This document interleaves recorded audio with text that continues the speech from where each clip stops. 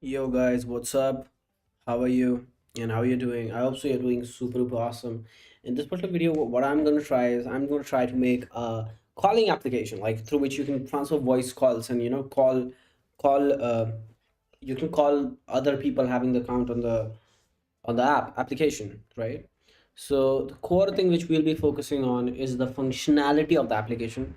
So that's the core focus. The UI and all the other stuff right now will not be focusing a lot on that. We'll be focusing very heavily on the on the main core functionality, which is getting audio transferred from one device to other device through streams, and that's the target. Let's see how that could be achieved. Now I actually want to do it in React.js, right? Next.js is also something which could be used, but I don't know, for some reason I'm not feeling using Next.js today. So yeah, let's actually get started with um let's actually get started with this, right? Okay,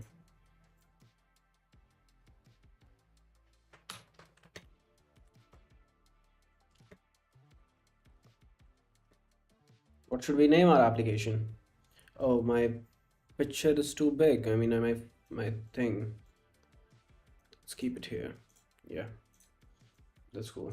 Okay, so what we can do is we can probably right now we can just say audio calling application. Let's initialize a project. Wait, no, not here. We'll be having two sections of this project. First thing is, let's say yarn create. Oh no, yeah, let's get it to yarn create wheat. So our front end will be made in wheat, our back end will be in normal Node.js. So let's call it audio calling application. We'll be using React, we'll be using TypeScript for this. And yeah. Okay, let's actually install all the dependencies which it has, and we'll be quickly firing up this application. We'll be using Tailwind for styling because that's something which I love to use. Right. Yeah. So let's actually set up Tailwind pretty quickly. So we'll go to get started section and we'll go to this framework guide and we'll be selecting Vite because that's what we are using. And it asks us to install all these development dependency, which we'll be doing pretty fast. Let's go through this pretty fast because setup is not the aim of this application.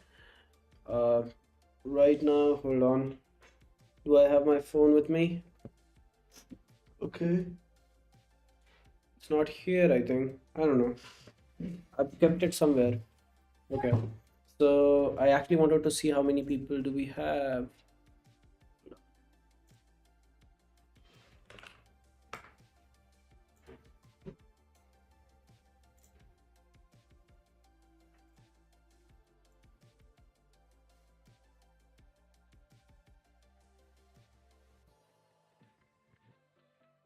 Cool.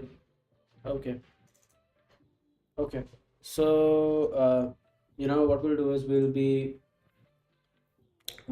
uh, we'll be focusing on we have done this. The next thing is we have done this. So we will act, I think we will have this over here. Let's make this a little bit bigger so that it's kind of visible. So then if you just go here, we have, oh, we don't have that. That's kind of insane. So we'll just go to the terminal and paste this thing, right? Which will create two files, which is tailwind config.cjs and postconfig.cjs. So let's go to tailwind config.cjs and let's kind of copy this content from this so that we can have that. That's cool. See, so now I think we should be good to go, but still we have one thing left, which is in the index CSS file, we need to include this thing. So we'll go to index CSS file and then just, I want to get rid of all the existing code, and I want to keep the font family because I'm happy with that. Let's keep all these things. Line height, I'm happy with that. text rendering.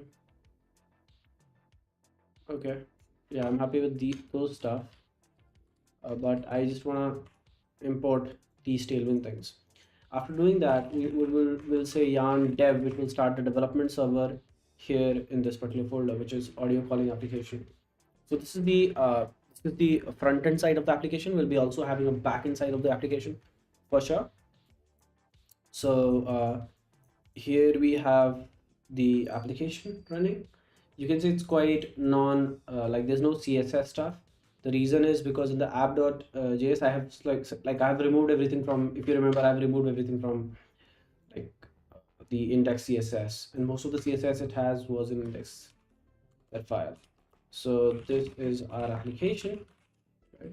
Let's get rid of this as well. Yeah, we have our application running, we have our tailwind CSS done, and let's actually delete this app.css file which we don't require, right? So now we have to actually decide what kind of UI do we want for the calling application.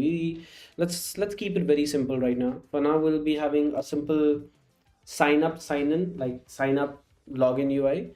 And I really want to use and.js over here because that will making the UI very, very simpler for us. So let's actually create a new console, and let's add and.d. Not and.js, it's and.d, I'm sorry. So if Andy will help us design the UIs pretty quickly. Like, yeah. So we'll be using Andy version 5, I think, which is the latest version, which is quite amazing. Let me tell you, Andy version 5 is quite amazing. Wait, what? Fuck, man. Okay, thank you. Yeah. So after that, what we'll do is we will be basically importing in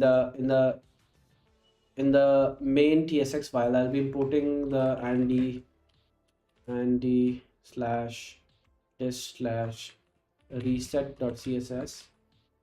I think this sometimes create like Tailwind and Andy has some kind of conflict. For example, I'll just show you some component does not work as expected, but I have a solution for that because so if I just go and write button over here, which is from Andy, this is the button.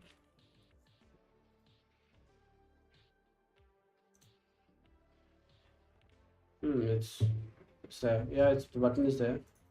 Ah, it works fine, man. It's all fine. If I just hit type primary, yeah, see, that's the issue. See, that's not behaving properly, right? The solution to that is basically the index.css file. Just remove the components and just keep the base, because yeah, it works now as wait. Sorry, just keep the utilities. Just remove the base and components. Yeah. So these are all we'll be only using the utility classes from the Tailwind. No, not any other stuff, right? Which is cool.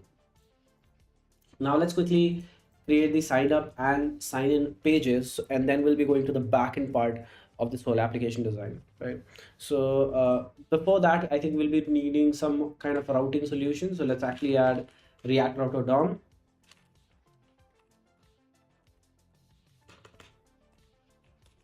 Right. So we have added React Router DOM for this. React Router DOM is added. The next stuff what we have to do is we have to use this React Router DOM and create the pages which we require. So first of all, let's create a directory for this. Let's call it pages, and let's actually create a page called login.tsx and then signup.tsx, right? So I'll be going this authentication part a little bit quicker because mainly what I want to focus on is the audio part, right? So we'll be making the UI and we'll be focusing on the audio, like how we can implement that first. Then we'll be going on to the authentication implementation and other stuff. Let's see how far we can go, right? So if I just generate a new application, call it sign up, which does not require any sort of like prop or anything.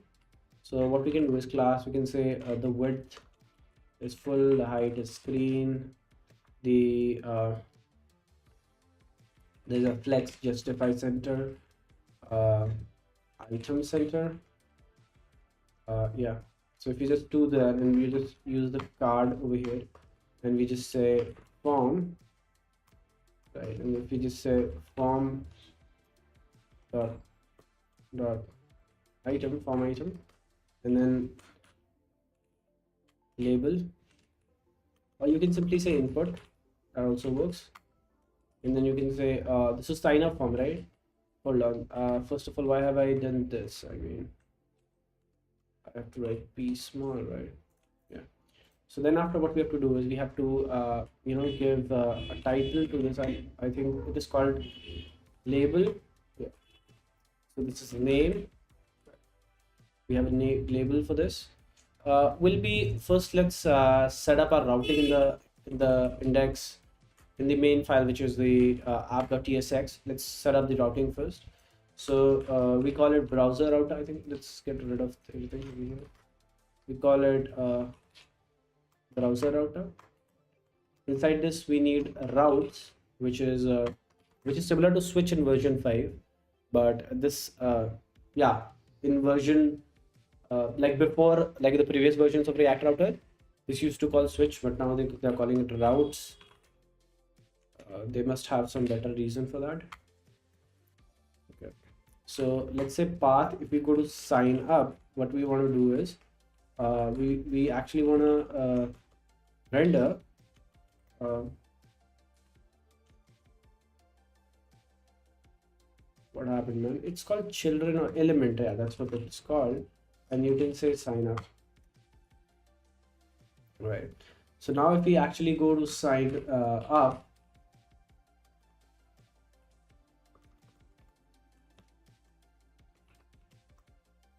yeah, you can see the form which we designed in the sign up section, right?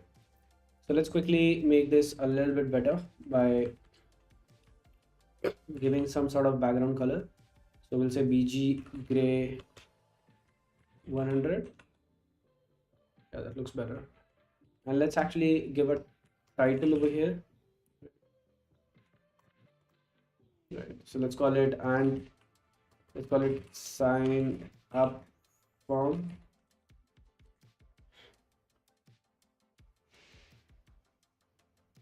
Yeah.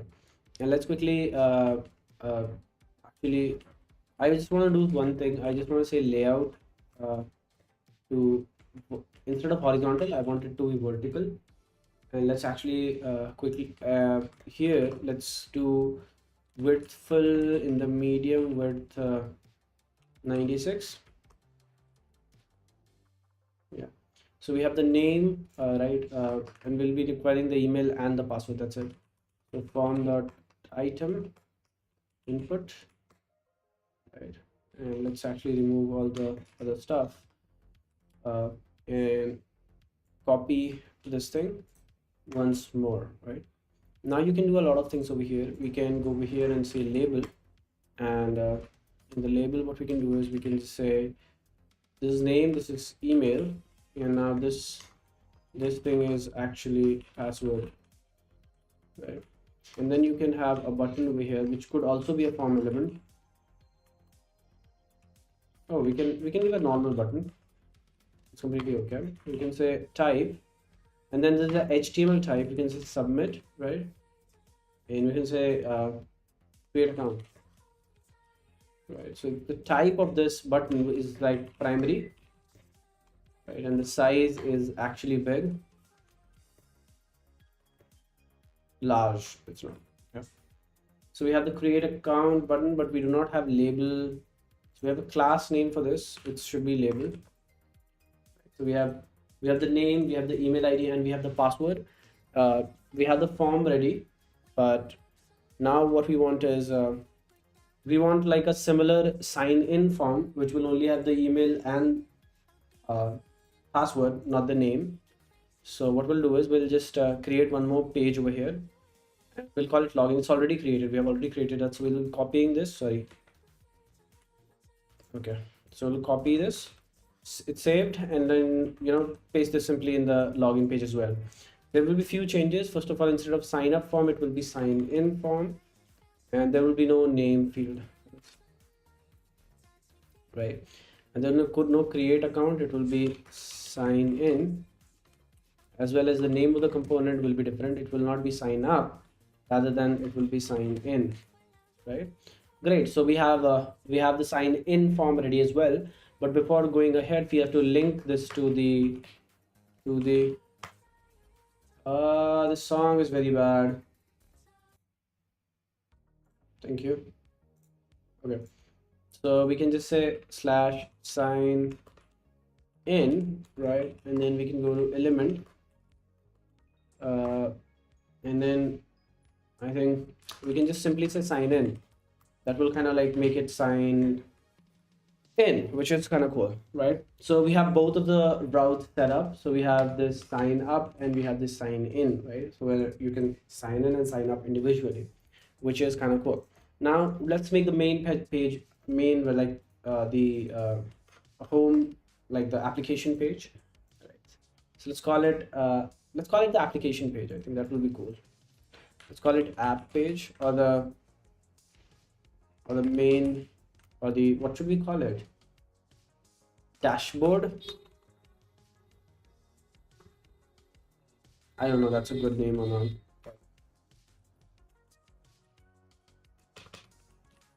Dashboard. Then what we have to do is we have to go and say, okay, this is our dashboard, right? So now we want a layout first of all, right? And we have to say header, right? And then we have to say nav.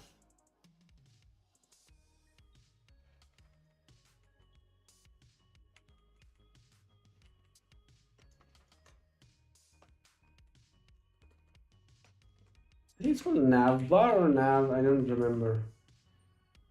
It's menu. Yes, maybe it's menu. So now you have this main dashboard, and we can render this out like when this route is actually pointing to the main directory. So you can take the element is actually dashboard, right? And then like this. So that will basically render whatever we have supplied in the element tab at the root directory. So you can see, it's quite visible right now.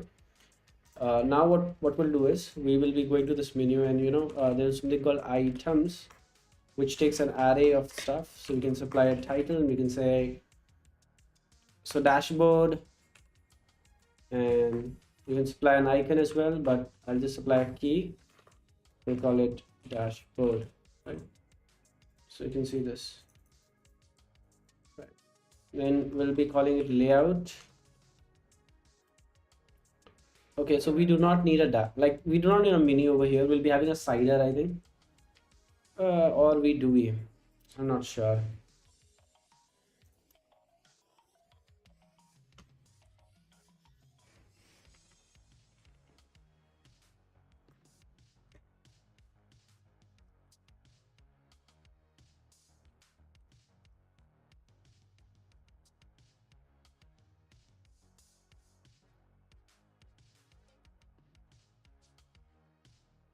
Okay, let's actually go and say title dashboard, title profile, and you can create other titles too later on.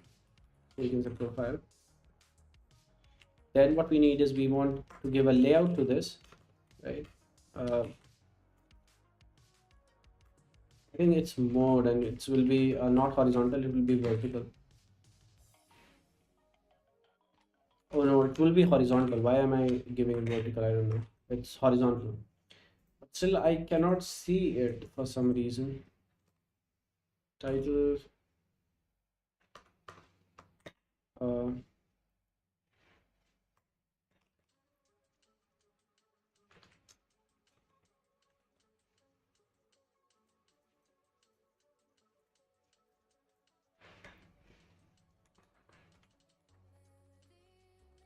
okay, what if we just give a class name bg white to this?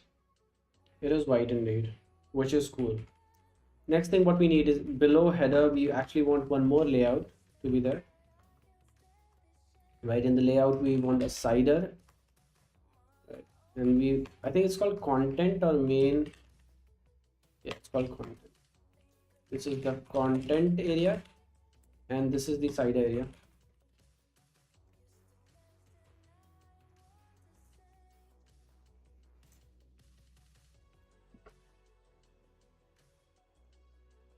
Everything is okay, but where's my menu?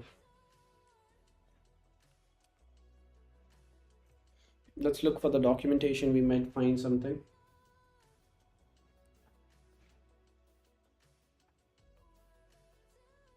So we'll have to see the layouts. Okay, this is cool.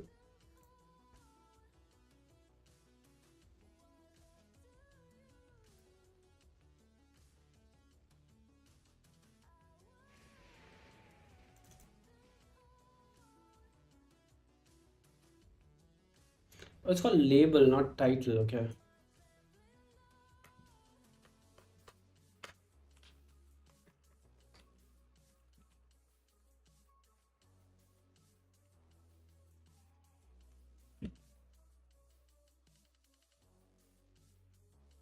Yeah, it's good. See, that's the dashboard. That's. I think we can keep it dark right now because it looks better when it's dark.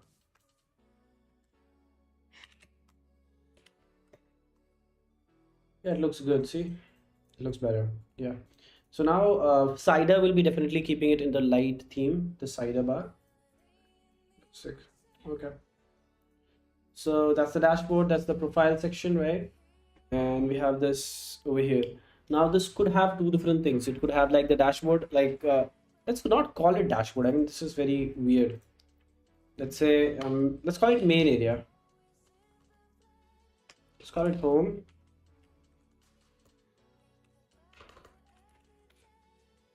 Yeah, that's better.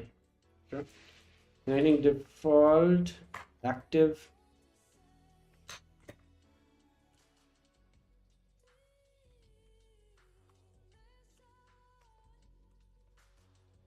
home will be open by default. Okay. The next thing what we have to do is we have to go over here, right? And we have to go and say hide screen. If we just do that, what will happen? It goes like that, but we want like not screen, but we want like something like 80 vertical height.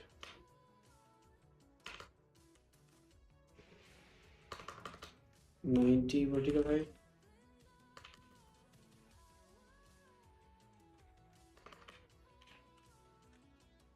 Yeah, it's better. 95 is okay. So we have the main area and we have the content. So one thing which we want to do is cider we want to create. Actually, we want the width to be a little bit more. So let's keep it 96. Is it too big? I don't know.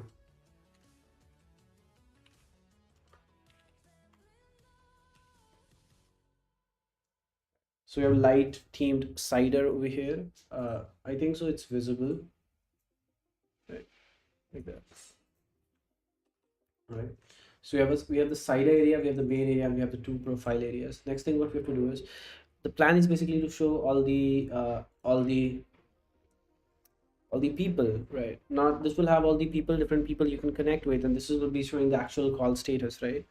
So yeah, that's target. Um, so let's actually start with this. Let's start with the back end. I think in the front end we have done enough progress.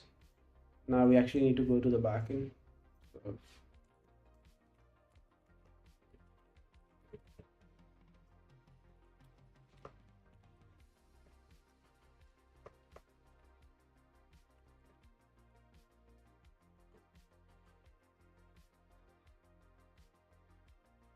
yes, I am using Tailwind.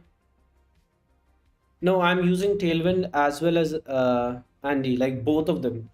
So see, actually, I like the customization thing. So I like to customize stuff in the Andy. So for that, I use Tailwind, and I'm using Andy as well. So kind of like both of them. And now comes the main part where I'll be coding the server. We'll be saying how we can actually capture this audio and how we can transfer it, transmit it to the back in real time, and then transmit it to other people in real time. I don't know how good of a performance will that be, but let's hope better. That's better. I need to build a LinkedIn bot which can find the post and scrap investors. Oh, that's a really cool idea. So if you want to build a LinkedIn bot, that's cool. I might I might find, let's see, if I get time, I'll definitely go and see like how can we actually uh, the scrapping idea. I actually wanted to build a scrapping bot. I'll tell you about a project which I did actually. So I built a scrapping bot of Wikipedia, and I made my own search engine. So there's actually a video in my channel if you could find. It was having some very funny names. So I made and it scrapped the entire Wikipedia, not entire part of Wikipedia, and actually I made a search engine. That was a really cool project. So if you want something like similar, you can watch that. That's really cool. Okay, so let's start with setting up a TypeScript Node.js backend project. So we'll say yarn add as a development dependency will be not TSC, it's TypeScript, right? So we'll be adding TypeScript as one of the development dependencies. The next stuff is the next stuff which we'll be adding is what else do we need? We need NodeMon. Yes, NodeMon is cool. We need NodeMon. What else do we need? Oh, let's install these, and we'll be thinking about other ones maybe later on, right? Now here's a secret, right? So it's not a secret, but it's the thing which I use quite often. So there's like a YouTuber known as Ben Awards, right? Oh, Express. Yes, exactly. We'll be using Express Socket JS and streaming. So if you know Stream API, streaming part of Express. So we'll be using that. At least that's the plan. If I get stuck, just be with me, okay? We'll be researching and figuring out the solution together. So we have the okay. So let's actually quickly set up the server, right? So here we have, let's actually create a folder. Okay, let's create a folder called source. Inside the source, let's create an index.ts file. For now, just for testing, so that we can know that it's working. Let's say it's working, right? And now what do we need is we need a config file for TypeScript. Now I have a library called tsconfig.json. Now I have not built it. Ben A. Woods have built it, but it's quite cool for getting a normal TypeScript configuration. So I just use it. So it's a npx tsconfig. I'll just make it a little bit bigger, right? Config.json, right? So if you do that, oh wait, ts, no, that's the wrong spelling. Okay, npx tsconfig.json, right? And now it asks you which kind of setup are you working with. So I'm working with a node default setup, and this creates a tsconfig file for me, right? Which is quite dope. The next stuff what we'll be doing is going to the package.json file, and here we'll be adding few scripts for ourselves. So let's actually add that pretty quickly. So we'll be having a dev, no, let's first add a build script, which is for building stuff. We'll be saying tsc, which is for compiling TypeScript. Next up, oh, we need one more thing. We need one more thing. We need TS node for this particular build. So let's call it yarn add, again, as a development dependency, TS node. Yeah. Okay, that's cool. So now, we have the build, and we have the, do we need a dev? Yeah, dev, and we continue nodemon, and then again, src/index.ts. And if you don't already know what nodemon is basically the file. Okay, what do you mean? Don't save. What's new? All our scripts are gone basically. We'll have to rewrite them. It's okay, no worries. Let's call it build again, like tsc. For the dev, we'll be having a nodemon src/index.ts, which will basically compile our and let's actually test it out. Is it working fine or not? So let's call it yarn dev, and it should basically compile our TypeScript file and say it's working. That's exactly what we have written over here. So our TypeScript configuration is working as we expected this to work, right? Which is kind of cool. Let's actually start with Express.js. So let's add Express, let's add cause. What else could we need? What else could we need? We need helmet. What else do we need? Do we need anything else? I don't know. Let's install all these right now, and we'll be figuring out if we'll be needing anything else as we go ahead making this application. So let's actually import Express. From Express, let's import okay, we need Multer as well, which is our logging library, which is quite cool. So let's add Multer. Do we need all these right now? I don't know. Let's add it. It will be fun. I mean, who cares? So we need multer, which is a logging library. We need cost for controlling the cost access policies for us for our application. We need helmet for basically security purpose, right? So after, okay, so now if you see all these squiggly lines, those are because we haven't installed a type definition for all those things. So let's actually quickly add that. So as a development dependency, I'll be adding type slash express, type slash multer, type slash core, I think, and helmet itself has its types. So let's install all these. I think Node.js itself has the type definition, and it occurred express. Okay, what happened? That's exactly what I did, man. What do you mean? What do you mean? Okay, so let's actually do it one by one.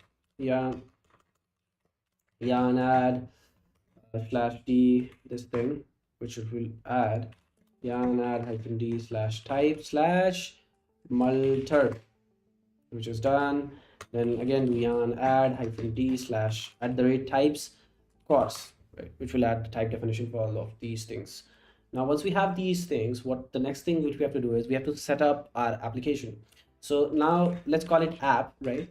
And inside the app, let me know if it is visible. Yeah, so app, and then what we can do is we can just create an instance of this express, and the type of app is now application, which is the type of application, and we can starting a server, right? So here we are actually starting a server. So we'll say app.listen and listen on which port. So for the port which will be creating a file, and not file, we should create a folder, and let's call it utils, which will have all the utility things, and we'll be having something called constants, right, .ts, which is basically a constants file, and we'll be exporting a const called port. Now this, okay, now by, because we have to use environment variables, we need one more thing, which is called .env.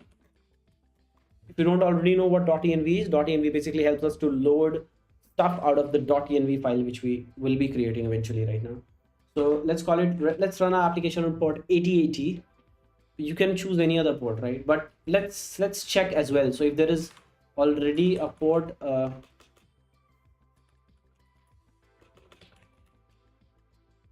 so there's already, if there is already a port defined by our environment in which we are, right, let's use that, and otherwise use port 880 if you are in local environment. Now this is very useful if you are going to deploy your application on Docker or any kind of like those environments, or like Heroku or any of this, because they use their own port, and if you'll be defaulting it to 8080, it will be very hard for your application to be visible to the outside world. So always just remember, put this is important. Okay, next thing is we want what do we want? We have the port. Next thing, I don't know, let's have the port right now, right? And let's also put one more thing, which is our application in development mode right now, so let's call it else dev, right? Let's call it process.env env.environment, or like node env, because node env is equal to, is not equal to, if the production, right? So if this is not equal to production, then you kind of like you are in the development environment, right? Makes sense. So after we start listening on this port, there's a callback function which is actually called, and inside this callback function, what we can do is we can say log. What do we want to log? So there's like two kinds of logs which we have. So if there's it's a development version, right? We can just log development server started successfully, or if it is not production server started successfully, right? So this is like two different kinds of logs which we'll be seeing if we go there. Now let's actually set up our middlewares. So now if you don't already know what middlewares are actually functions which run before hitting your route. So like it comes from the client side, the middlewares, you do whatever you want in the middleware, and then it goes to the final route handling function, right, which is important. So the spelling of my middleware is wrong, so let's actually fix it quite quickly. And now let's see app.use. We'll be starting with helmet, which is which basically removes some of the headers, which makes our app which helps the hackers to determine which framework which we are using, which is Express, which is that's the reason we are using this. Next thing is we'll say express app.use Malta. No, let's use cause, and in the cause we'll be setting an origin, and origin will be whatever front end URLs you want to allow for your app to talk to. Now what I want to allow right now is localhost. So now again, this depends, right? This could be two different things based on your product environment. So in the development, if this environment is development, then what we can do is we can say it's http slash slash slash localhost port, I think 3000, no, what, 5173. So it's 5173, right? So yeah, that's the port we want to allow. Otherwise, if that's not true, right, if that's not true, we'll say http whatever your domain.com, whatever's your front end domain, just put it over here. That will be allowed as a cause origin, right? So now once we do that, the next obvious step is we have to, what do we have to do? We have to set up the multer. Now what the multer is basically a logging library which logs every request to our backend. So we'll say app.use multer, right? Which will basically, oh, now it needs a parameter. Now what parameter does it need? Wait, what do you mean? Okay. Does it require a configuration? Oh, we have to see the documentation for multer.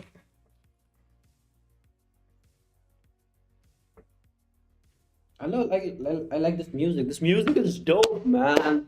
Okay, so how do you use this? Oh, we do not need multer. Multer is used for uploading file shit. No, no, no. This is not the thing which we require. We just remove this. We need what is that logging thing called? Why did I forget the library's name? What is that called? If you remember, just let me remember it. There's a logging library which is very good. It's not multer. It's something else. Let's see.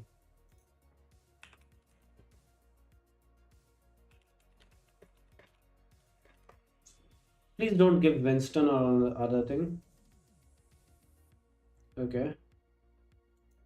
No, I don't want that.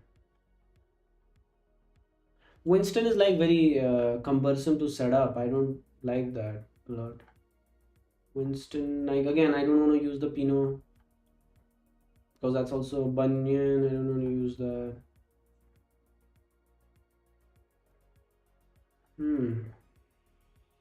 I've used this in some kind of like my project in the GitHub. Let me actually see. Let me actually find out which project was it. So if I go to my repositories, right, and if I go to one of my previous projects, uh,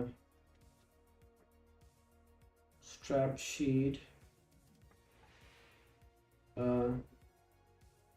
maybe this might have that. I'm not sure. Oh, it's called Morgan. It's called Morgan. Okay, it's called Morgan. That's the, and I installed Malta. They are both from M, so I got confused. Let's add Morgan right now. Morgan is actually a really cool library for login. So if you want a simple approach, if you want to go very complex, something like very production, like go for Pinot or Winston. Even this Pinot and Winston could be linked with Morgan, which is like another insane thing, which we might try later on, right? So it's called app.use. Okay, do we need the type definition for this as well? Maybe yes.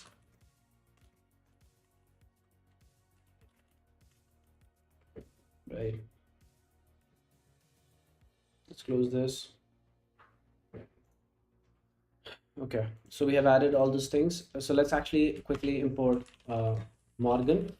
Right, we have done that, and then you can see Morgan, and Morgan basically gives you a lot of different types of log which you can expect. I'll be giving common as my log type because I'm happy with that. I'm happy with common, and let's create one route right now just to see how does it work.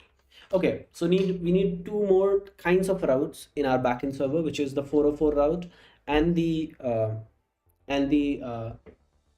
error handler. So let's go to a utility function and create error handler .ts, right?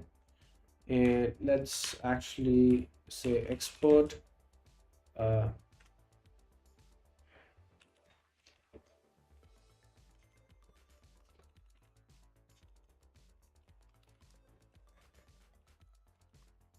you can set a type to this. We can say error request handler, right?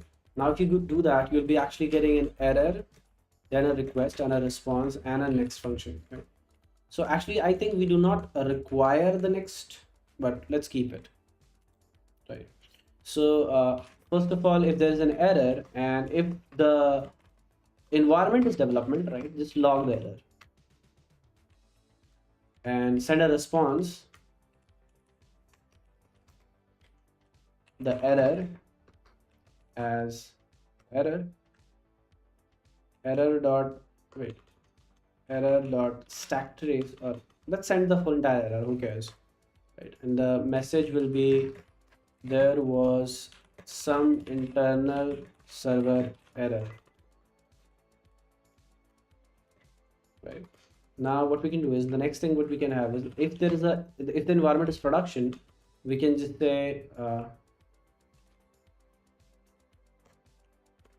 so see, you can log the error in this case also. It's up to you. Do you want to log this in the production or not?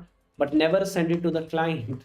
Okay, the full stack trace. That's not good. So let's actually only send the message in this case. The message will be again the same message.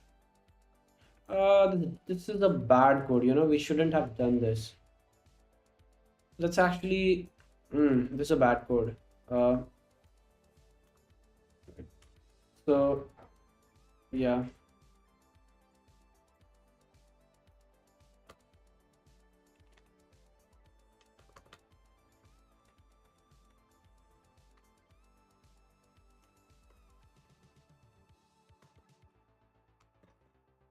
If it is dev, let's send the error. Otherwise, let's say null.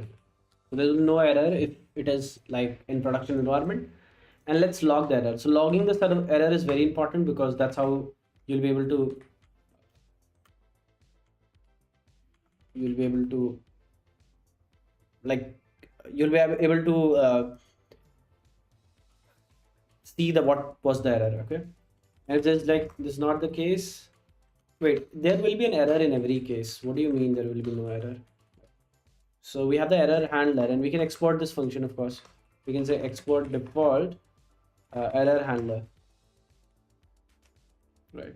Which is what we'll be using over here. So in the index file, in order to use an error handler, what we can do is we can just say app.use and just say error handler. Now, we don't do this. I think this is fine. Yeah. So now there's a like, how does it determine that it is like an error handler, and how does it determine that it is a simple like router?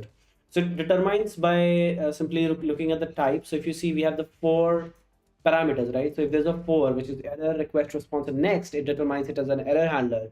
And if it does not have these four, all the four parameters, it determines it as a router. Okay. So as we are not using this, let's put an underscore over there. And, if we do this also, this should be fine.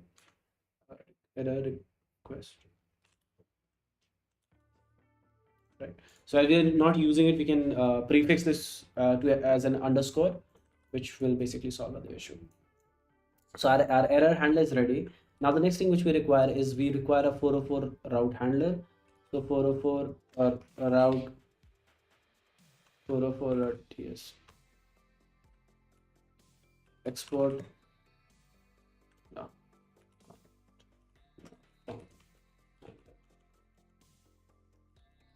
right. So now here what we can do is we can just say request, response, and next. Oh no, let's keep it request and response, and let's give it a type as request handler. Right. So this is a normal request handler. Then next thing what we have to do is we actually have to say response.send, and the body will be, or the message will be the file or the route which you entered was not found in the server, right? Yeah, there you go. So we have these, which is kind of cool.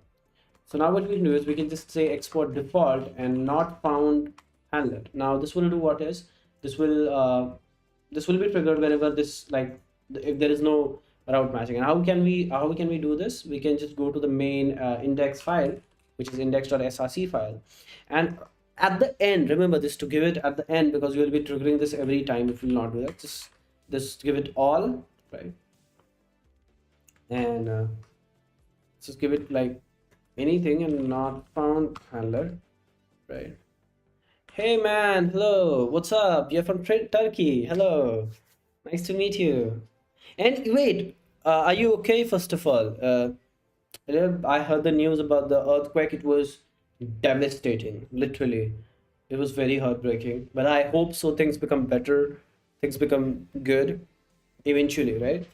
So yeah, just take some water, just relax and watch this. Let's see how far we can do. Let's see whether we can finish this today. But one thing I can promise: the quality, the code which we'll be writing will be top notch, right?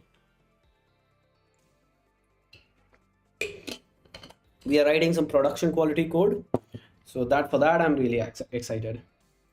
Okay, so now we have the 404 route handler. Hola from India. Ah, okay. We have this is cool. Okay, so we have the made the route handler. Now we have to actually think on like how actually we're gonna, should we tackle authentication, or should we actually start building this audio transfer thing? Like how should we tackle this? That's the question. Uh, Thank you a lot for now. All is well. Oh, that's great. I'm happy to hear everything is well right now. Okay. So now what we want to do the next is we actually want to make the route for authentication. Let's do it like let's quickly make the route or like authentication, because I just want to go to I just want to go step by step, right? So let's create a folder and let's call it routes, right? So which will be basically, should we call it routes or routers? Let's call it routes, okay? And let's create the first route, which is auth route, and let's create a ts file for this, right? And let's create a router right now. So like there's like okay, so let's do it, let's do it in a better way, right? So let's delete this folder. uh, we can have controllers, right? And we can have services, right? So here in the controllers we'll be having okay, let's keep it s, because it's we'll be creating a lot of controllers. And then the services, like I would like to express you this paradigm of like controllers and services. So your services basically contains all the business logic, the core business logic, and your controllers basically call those services, right? That's how controller service, like, you know, not MVC, but that's how it works, right? So first of all, let's create an authentication service, or let's call it auth service.ts, right? And we can call it a class. We can, yeah, but I don't like I like functional programming more, so we'll be calling it export uh, let or const create new account or sign up. Let's call it like create new account. So the next thing what we need is this basically the function requires few things. First of all, it requires like three things, right? So first of all, it requires a name, which is string. It requires uh, email, which is again a string, and a password, which is again a string. Right? We can just extract this into like something like a single object, which will be more cool. So you can say this as this, right? But interface, let's keep it name like account creation data, right? So let's save it, and now we have this account creation data. So you can say data, and we can say account creation data, right? So those are the data which we require. Now the database setup, we have to set up a database for our application, and for that we'll be using Prisma. So Prisma is a very good ORM. ORM stands for object relational mapping, and ORM is a software which kind of like helps is a program which kind of like helps you to like communicate with your database much more easily. So we'll be using Prisma for that right now. So let's actually quickly initiate Prisma. I don't remember a lot of commands from Prisma. Uh, right, Prisma, no, Prisma. Yeah, that's what we need. Right, Next.js ORM. Right, so we'll go to docs and we'll go to quick start, I think. So now, okay, we have already done that. So we'll start by installing Prisma as a development dependency. So we'll say as a development dependency, just install Prisma.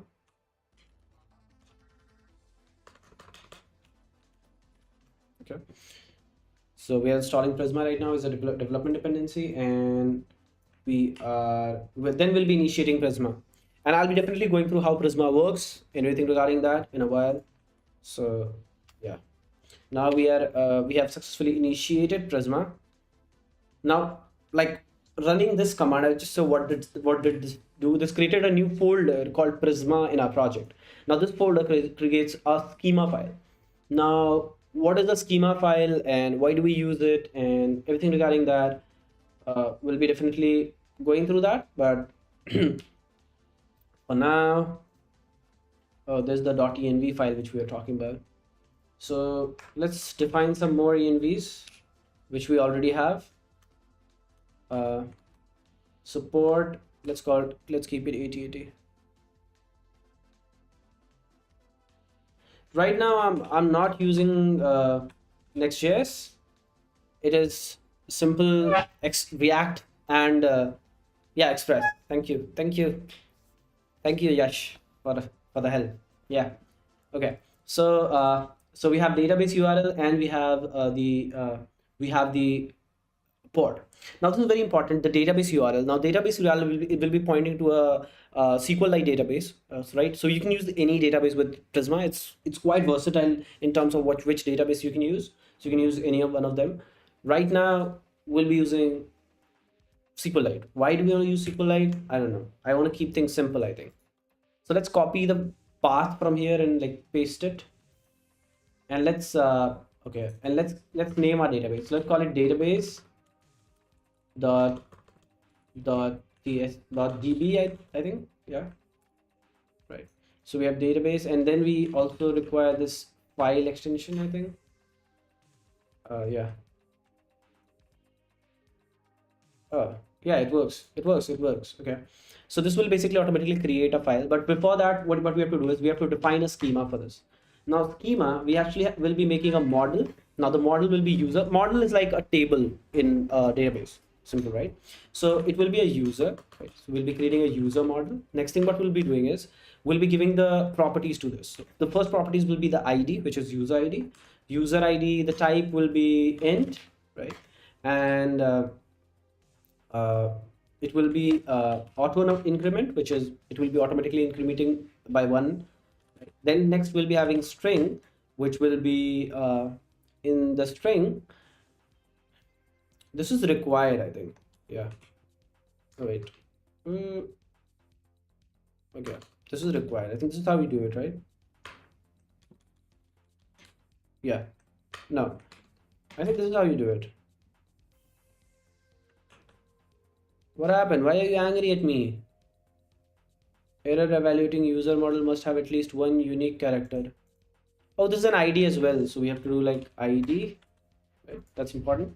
So every data, every table should have an ID to that.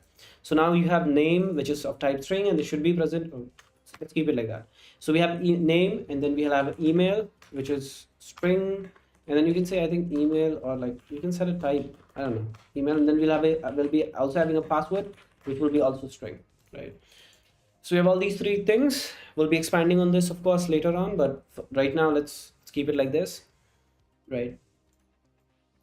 So yeah, so then now the next thing which we'll be doing is we'll be creating a migration out of this. Now if you don't already know what the migration is kind of a change in your database, the structural change, right? So if you want to add a new column, you want to do all those kind of stuff, you can do it using you can do it using a migration, right? You'll be having a migration, you'll be having a clear picture of what migration is once we create it. So let's actually do it. So we'll call it npx prisma, which will help us to call prisma. So we'll npx prisma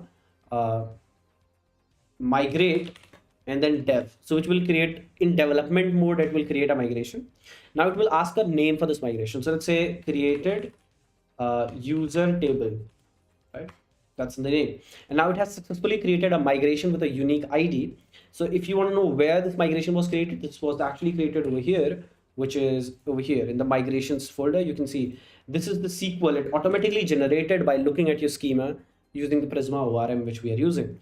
Now, the biggest benefit of Prisma is not limited to this. The biggest benefit of Prisma is basically you can run a command called npx prisma generate, which will generate all the auto completing type safe things for you, which we'll be discussing in a while. Okay.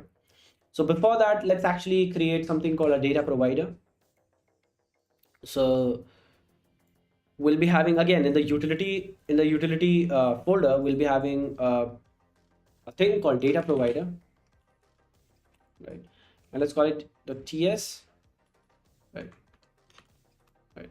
Now, what this data provider is, basically, we'll be having our Redis instance, we'll be having our database instance, everything will be managed by this, right? If we later on we decide to scale. Okay, string, wait, what are you talking about? Which string? This one?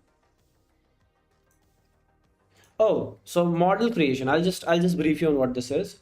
So basically, this is very simple. This like models like a table, and you define all the columns in that table in this. So you have the name field, which has the type string. Then you have an email. String is like a character, right? Like a list of characters, right? Like this is a string, okay? So yeah, and yeah, we need few more things. So this should be a unique, right? Because every email should be unique, and yeah. So for that, I think again we have to create a migration, and we'll call it made. Are you sure you wanna? Yeah, let's go on. I don't care. Now enter the name of the new migration. It will be made email made email unique. Okay. So now we have the new migration created. So you can see all the migrations over here. We have two migrations so far: made email unique and the user one. Okay, cool. So the next thing is the next stuff is what do we got? Okay. No, I meant the optional. Can you put the string? Ah, okay, the optional part. Okay, let's see. I think that's how you do it, but not sure. I think there is an optional directive, something like that. Required.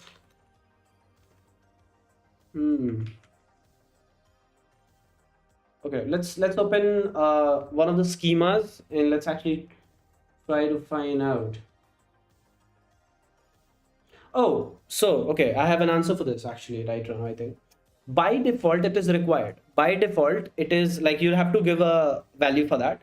But if you want to make it optional, you can just, I think you can just write a question mark, which will make it optional. I think that solves the question which you're asking. So question mark makes it optional. Otherwise, by default, it is required. Right. Okay. So now we have this. Let's actually go to data provider and let's call it class and let's call it data provider. Okay. Data provider. If the music is too loud, or if you want me to stop that, just let me know. Okay. We'll be creating a static function and we'll be calling it get database instance. Right. Which will be basically creating a database instance right now. Okay, hold on. Yeah, that's good. And what we'll do is we'll have a database instance over here. So we'll call it database. Right. Type will be should we call it database or database client? Call it database client. Let's call it client. I mean, no, what should we call it? DB client. Right. So let's call it client, and I don't know the exact type, so it should be Prisma client, I think. Yeah. Good. So now, if there is already an instance of DB client, so this is basically a paradigm which is like we don't want multiple instances of Prisma. We don't want multiple instances of Prisma client throughout our application. We want a singleton like we want a single instance of that to maintain a single instance of this. So for that, we are using this. So this is .db client. Why am I not able to access this? That's weird. But let's give it a value. Null. It's either this or undefined, right? And then we can just do this. And then I think this dot db. No? Why couldn't I access this? That's weird. If I just say this is undefined initially and then just oh, this now okay. The static function could only access the static variables. I think now I'll have to do this dot. Now it's with now it's there. Okay, that's great. So if there is already defined, there's like a DB instance already defined. You just return that this dot DB instance DB client. Otherwise, if this is not defined, let's create one. So we said this dot DB client is equal to a new Prisma client and we'll be returning it. Now this what this Prisma client is, hold on, it's very exciting, right? We'll be discussing that. So we'll say this.db client. So now this static function could be accessed throughout our application, right? So export default, data provider, there you go. So we have our data provider ready and we can use it throughout our application. Let's quickly use it. Where we'll be using it? We'll be using it in the sign up section. Where is our sign up section? Auth service, right? So now we have all the data over here. Now we have everything, right? I could have made this application I could have made this application in GraphQL as well. That's funny. Okay, so this is data, right? Let's actually start with a try catch because yeah, errors could come from here. And let's make it async this whole function because I'm pretty sure we'll be using a lot of asynchronous operations. Now there are a few things which we require right now. One of them is JSON Web Token.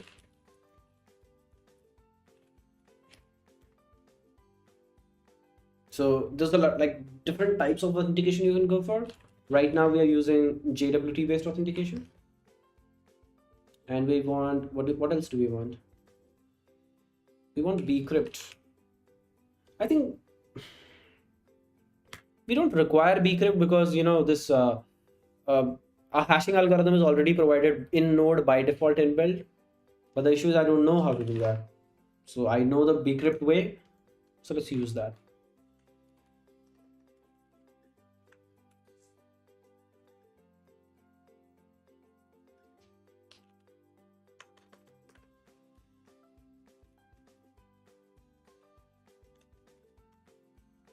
So if you could give like this .d.ts, that means basically you're keeping all your types in that. So let's actually transfer our type to that file.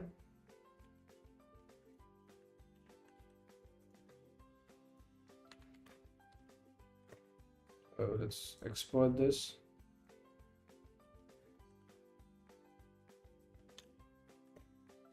Hey man, can you please do that?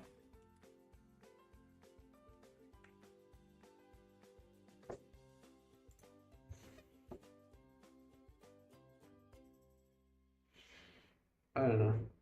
Let it be, man. Let's directly keep the types over here. I don't know why the D. I think there's something to this .d.ts extension. We'll think about that later. Let's keep it simple right now. So we have the dot. We have the data over here. We have all the data which we require. The next thing which we need is we need to get the data, right? So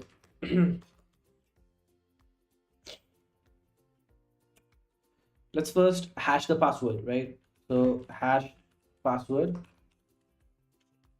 is equal to bcrypt, which we need to import, of course. Now it will not be unhappy because I did not add the type to bcrypt. Right.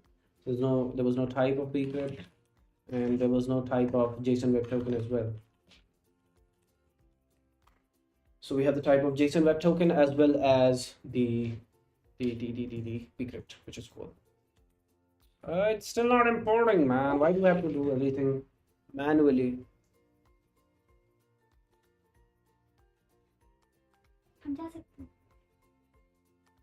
Hold on, Aldi.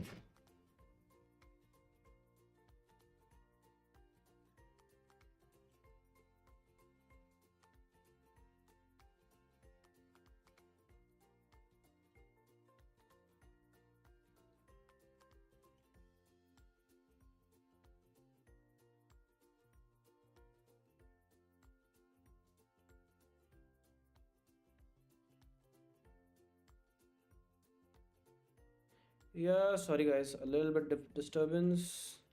I'm back. Okay, so yeah, let's actually use this. Let's actually import bcrypt right now. So bcrypt from bcrypt. I think eventually we'll be using JWT as well. So let's import that as well. So bcrypt dot. There's a hash function, right? I think it is asynchronous or synchronous. I don't remember. So you can give salt rounds, and you can generate a salt differently, or you can hash directly by giving a salt rounds. Okay. Because the data dot password is it like whatever password you give, and then a salt round. Salt round around 12 is good. If you like, the higher the number, the more complex salt it is, harder to crack the password. But just don't go insane because this will take a lot of time then, right? Just be around 12. It's kind of like enough, right? I don't know. Is it synchronous or asynchronous? Generate hash. It is. Oh,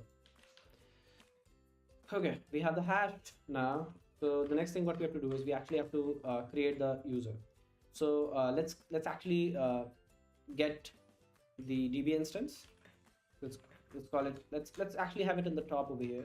It's called sorry const client is equal to get DB sorry data provider dot get database instance, right? Now you'll be getting this client, and now what you can do is we can say client dot, yeah, it works. So now so we can say client dot user. Now where this user came from, this came from the prisma file which we created dot create, and now we can pass the data over here. It basically requires a name which we are getting from the this. It requires an email ID which we are again getting from this, and it requires a password. Now the password which we are using is basically hashed, so this is hashed password, and this will give you the newly created user. And you can, should we give it, yeah, let's give it, let's give the created user back, right? Yeah, and if there is an error, right, if we just log the error, uh throw the error, right? Or how should we handle this? Log this error.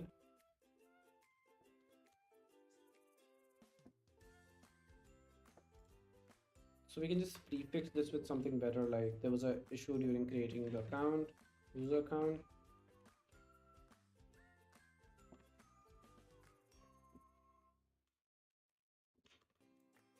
So there you go. So now you can handle this this all the issues which we face during, and then you have to write an await over here. Great. So okay, yeah, great. So this will basically create an account for you, and then let's write a sign in function as well, right? So you can say uh, async data. So let's create another interface. Let's call it sign in data.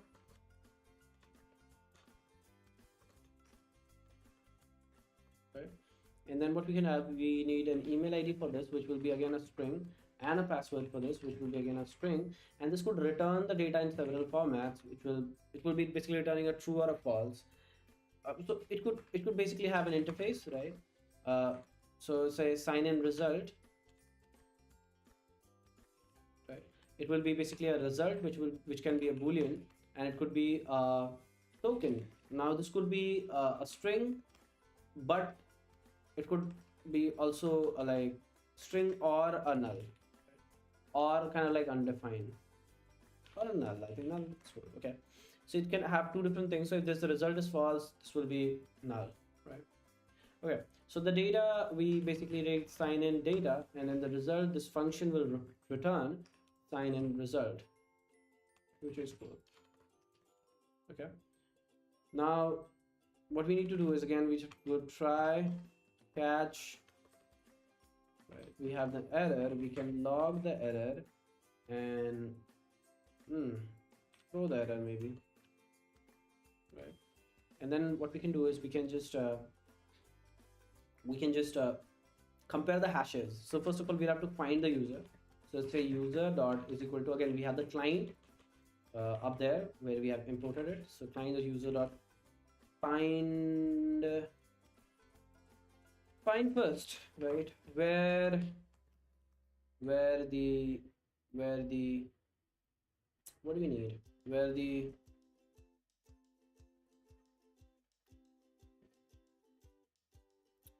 email ID is data.email ID.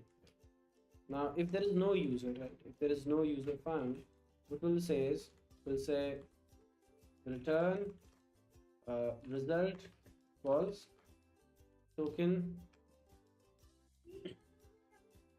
will be null because there is no token, because there is no user found with a given uh, credential. You can go much more creative over here. You can actually inform the user that there was no account found with a given stuff, right? And then what you can do is you can return result. Wait, otherwise no, not return. Now we have to compare the hashes, right? So the hash right now will be user dot wait. To do that, we need to give a wait over here, and then what we have to do is user dot password. So uh, right. So now we can say if bcrypt dot bcrypt dot not crypto bcrypt dot compare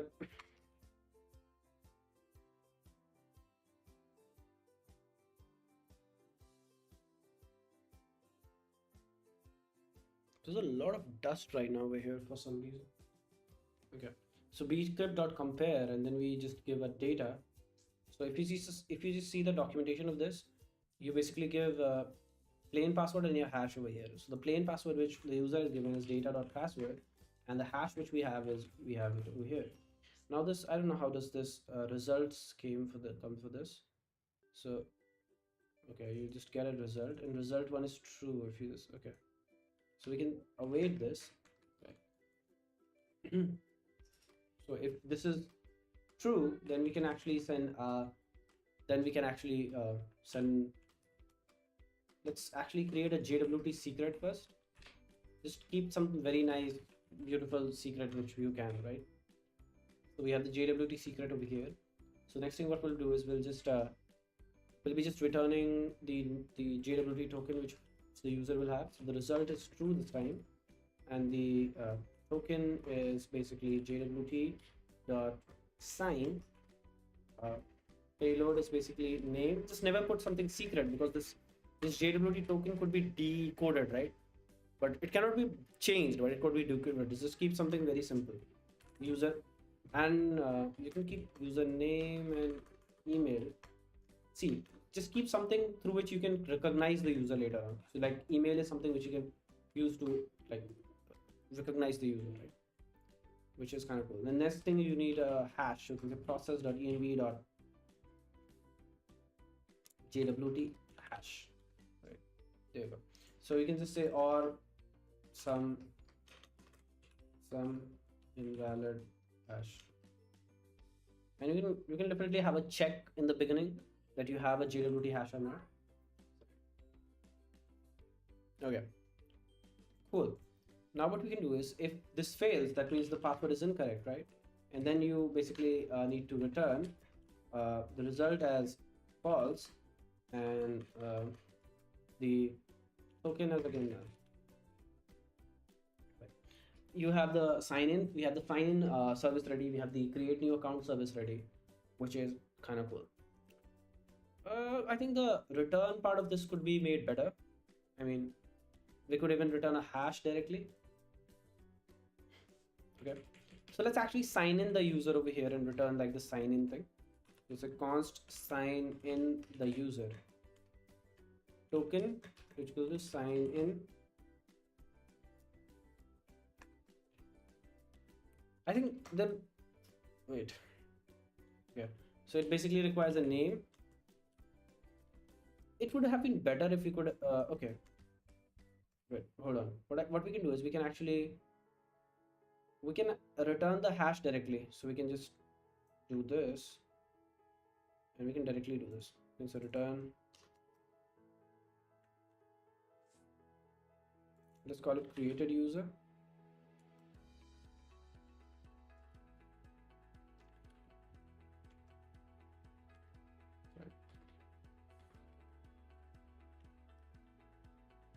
and let's have the return type as the same. Instead of sign in result, let's call it auth results. Right now, so that we can use in both of the locations, same interface. Let's call it auth results, right? Which will definitely give us errors at some places because this is only token, there's no result, which is true in this case, right? And if if something wrong happens, it will throw an error. What do you mean?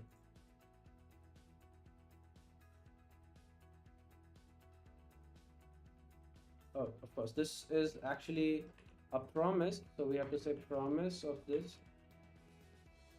Again, this is the error over here as well, so we have to say promise this, right? Which basically solves the issue. So you have the sign in as well as sign up services ready. Now we just have to set up the controllers, and we'll be done with the we'll be done with this thing. This is the issue.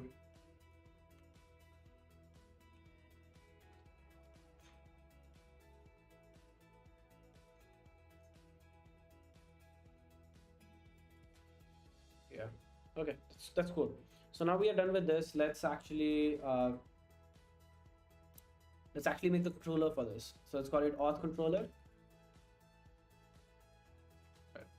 And let's write a controller for this. So we'll say let uh, let's actually create a router. So import router from Express. I think we can say router. Create a new router. So we'll say auth router is equal to router. Export this. Export default auth router, right? And then we can say auth router dot, if there's a get request or post request, this should be post request. If there's a post request at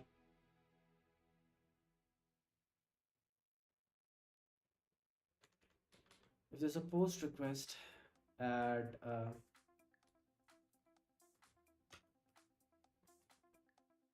no, okay, so if there's a post request at slash sign up in the backend, right? So what we'll do is we'll be calling this function. We'll be having all the validations and all the checks over here. So we can have a request. Okay, so we can have a request and a response over here. What is default? Oh, export. Oh, there's no default here. Okay, so let's export default. Okay. Yeah. Okay, so now we have this. Now let's actually have let's use something for validation. Like, is the object how we wanted this to be? So we can use something called joy for that. Joy is also famous. There's one joy npm, right? So we can use joy.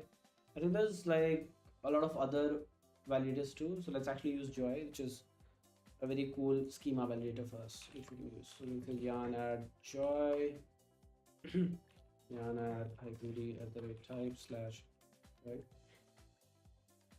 Okay. Yeah. Cool. So we have added we have added the oh, let me drink some water, man.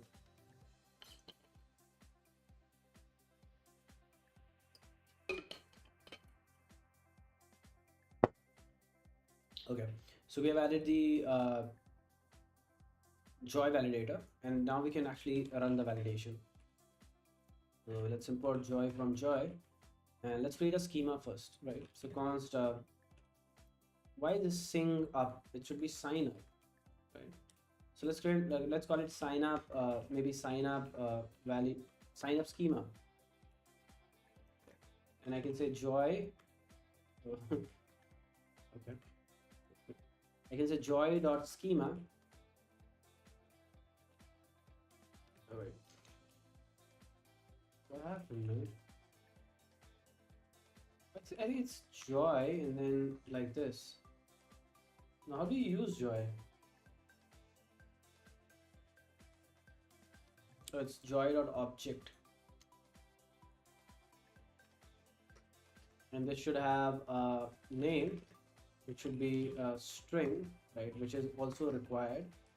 We will have an email, which should be a string and should be an email as well.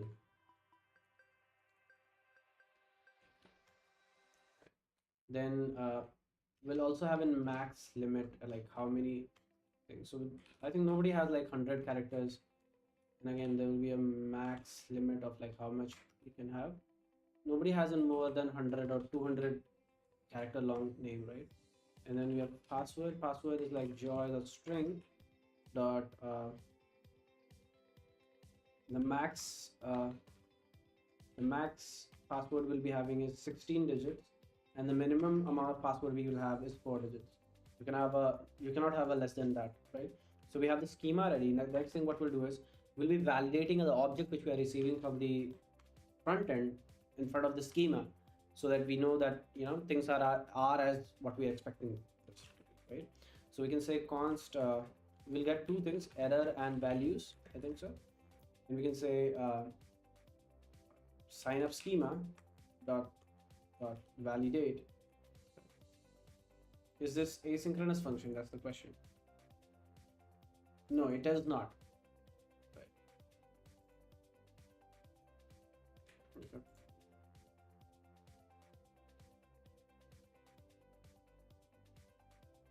Oh, so now it needs a value, so we can say request.body for the value, and I think error.message destroy details stack. Yeah, there you go. So now if you have an error, that means there was some issue and there is like it is not the correct thing. So we can send the status code. I think 401 invalid input, right?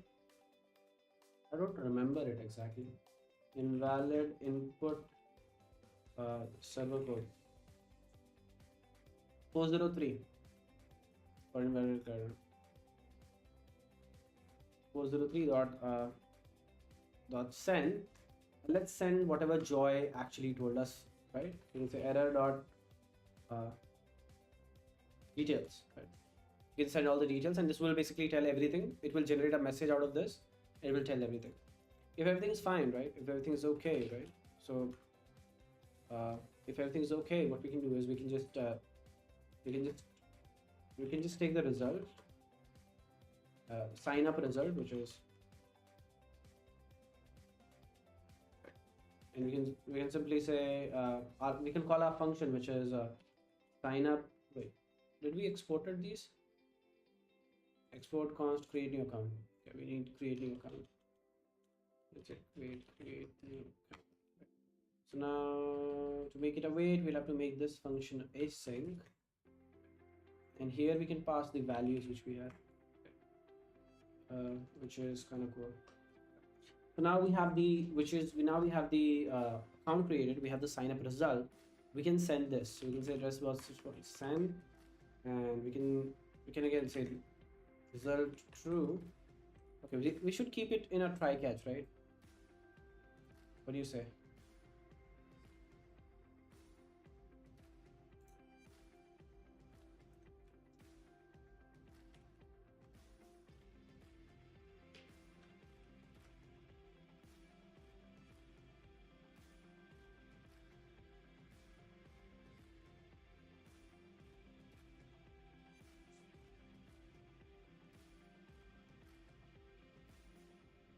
Right.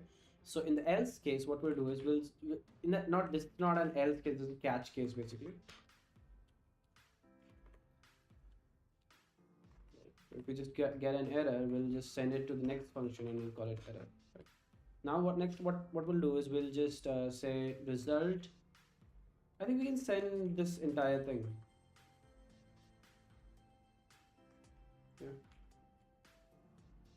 And if you're thinking what this next is basically next will take yeah. It's value, not values. Okay. Yeah, man, we are good to go. Here, this is a sign up, and a sign up should work. Let's actually create the sign in now, which will be quite similar. So auth router dot sign in. No, auth dot host sign in.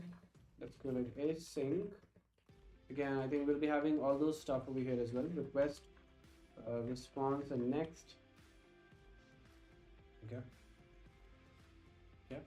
And now what we can do is like we can just again we can create the sign in schema right now. Okay. And you can say joy or object. Okay. And you can just you can go like we need an email ID and we need a password, right? Email will be joy.string.email dot max no it's not max 100, and then a password again the same thing over here what we had, space this over here, and there you go, you're good to go. And now this now we can actually write the same thing over here. Quite the same process, man, which is good. I just like it. Sign in, sign in, sign in dot validate request, and then you have the error and value. Again, the same stuff. Let's copy paste this entire thing. Okay, instead of sign up, this will be sign in data, sign in schema, no, sign in result. Right. And then you can just, okay. Yeah, this is cool. Cool. Yeah, so this will not be create account anymore. This will be sign in. I don't know. I don't remember the service name. It's sign in. Right. Yeah. Cool. Okay. Again, this is an issue, man. Okay. Services. Let's actually make dynamic import routes. Do we really need to check for the max length and sign in? No, but it's good like notifying it beforehand. We do not actually. But see, this will prevent database when you query your database, right? That thing is really like expensive, right? That is expensive for you. That you're doing an extra work, right? But if you know, like you can reduce that. You already know that the password is incorrect because it is more than 16 or like less than 4. Why to go and worry about? I mean, it will return with email not found anyway. Yeah, that's true, but you're querying your database, right? Why to query your database? Like you know that that's an incorrect email, right? So let the client go. Like let's you'll be doing extra work if you'll not be actually doing this, right? Going to the that's expensive for your server, performance reasons, right? But yeah, you can definitely go and improve this. Okay. Yeah. So we are good here. We are quite fine. So we have the sign in, we have the sign up route. Let's actually quickly integrate it from the front end, and let's see how far. By the way, right now we'll be starting the server for the first time after I think 1.5 hours. So it's time for the test.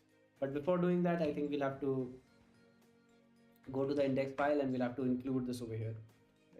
So app.use slash auth auth and say we have auth root over here. Okay, so let's actually say yarn. Yeah, development server started successfully on port 80, I think 8080. Yeah. So let's actually create some accounts and see how does it do. Let's go to Postman. Postman is basically a thing you can use to test your APIs.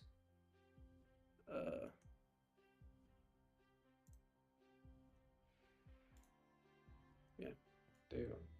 So let's say http slash slash localhost 8080 slash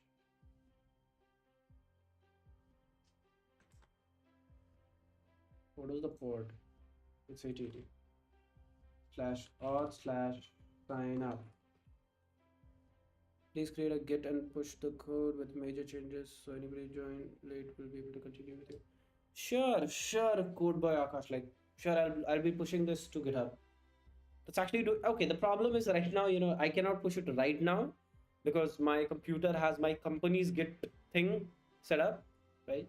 So I'll have to configure my own personal GitHub in this. And if you don't already know, configuring two different GitHub account on a single computer is a hassle. But I'll do it. That's I promise. Okay, I promise that. Okay. And you'll be finding a link. Maybe I'll be commenting and pinning that comment or even the descriptions when I upload this. Right. Okay. So the next thing what we'll be doing is uh, yeah, we need a body for this, and we need a form data. No, not a form data, and raw, and the type is JSON. Right? Yeah. Uh, yeah. So let's actually keep name. Uh, let's create my own account, which is Jay. Next thing is we'll be calling it email, and my own email is this. Right? And then what we can do is we can just have a password, and then hey Adarsh, hello, hi, what's up? How are you? Welcome to the video. So I will be keeping it password as root@123, and let's actually try to send it. I hope so it's visible. It's not very small. Please let me know, okay? So now what we'll do is we'll just be sending this thing. So let's see. The route which you entered was not found. We did something incorrect. Let's see. In the index we have auth, which is correct. Inside auth we have sign up, which is a post request. Okay. So the request type is incorrect, which should be post, right? So there's an error. There's an error. There is an error. Of course. Let's see. Okay, there was a problem during creating the user type. Cannot read properties of undefined reading password. Cannot read properties of undefined reading password. What do you mean? First of all, let's check is the user created, and there's a very interesting way to check that. So Prisma provides a tool called Prisma Studio. So you can just run npx Prisma Studio, and we can check actually the user exists in the database or not. So no, there is no user. There is no user so far. Cannot read properties of undefined reading password. Where is this error? Reading password. Wait. Values does not have password? What is it? We'll have to debug this now. Okay, let's debug this. We'll also learn how to debug stuff like in a good way. Okay, so let's actually keep write a debug over here, and let's stop the server from there, and let's start it in a debugging mode. So let's actually go here, and let's open a debugging terminal. And after opening a debugging terminal, what you can do is you can just write the same command which you use in a development server, right? Which will basically start the debugging server. And now what you can do is you can just you can put some, like, I just want one over here, and the auth service I want maybe one over here and one over here and one over here. Let's see. Okay, and let's actually send a request right now. So if I send the request, so I just see what is the value of value. This it's undefined. That's the issue, man. Value of value is undefined. That's so weird.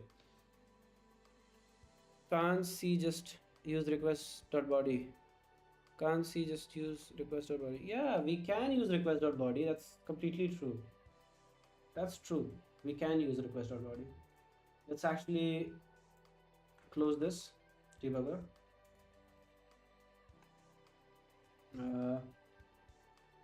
But this does give a value. Like that's the okay. Let's actually use request.body. Right?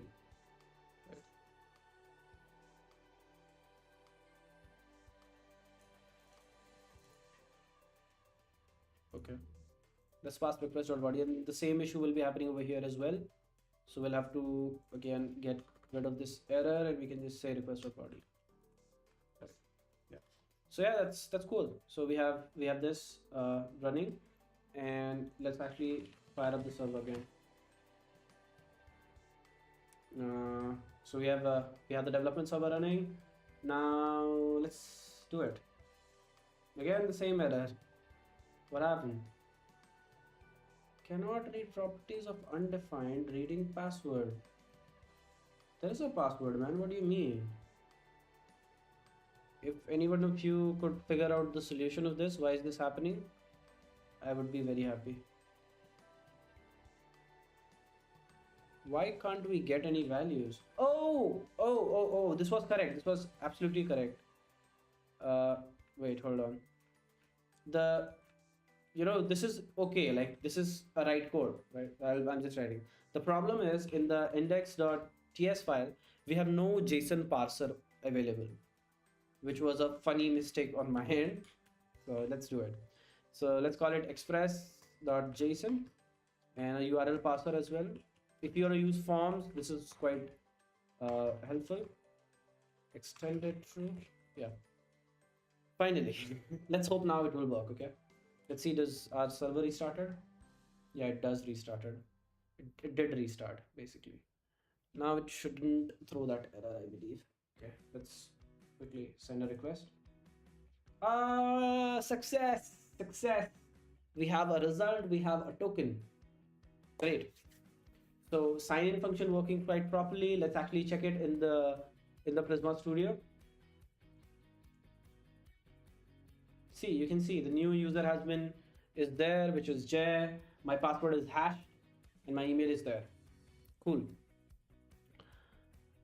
Yeah. Great.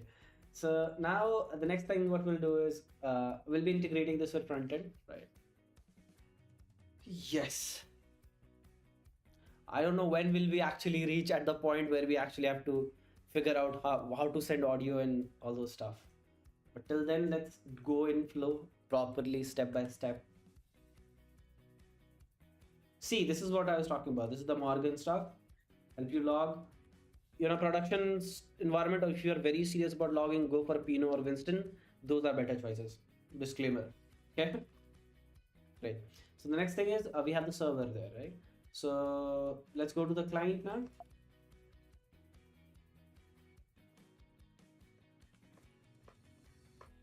Let's fire up the client. I think the client is already running. Yeah, no, it's not running. So let's say yarn dev, which will basically start our client. This looks cool.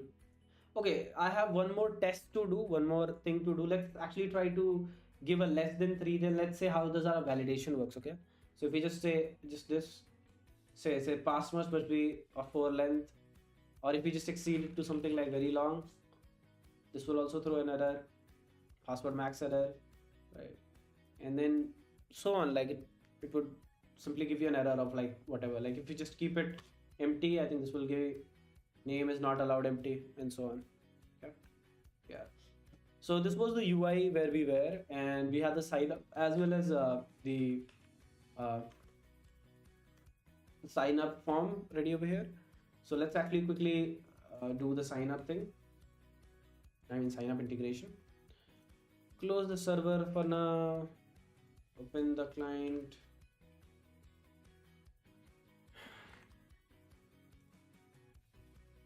Okay.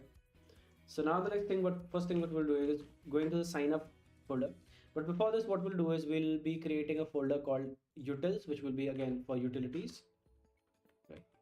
In the utils, we'll be creating a Axios instance because we'll be needing few of these stuff.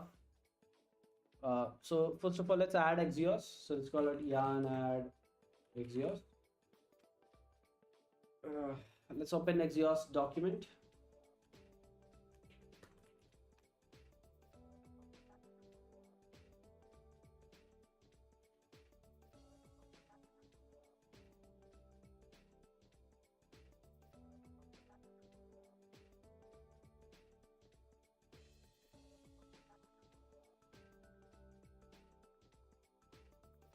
this is what we want. This is like how the instance we want to create.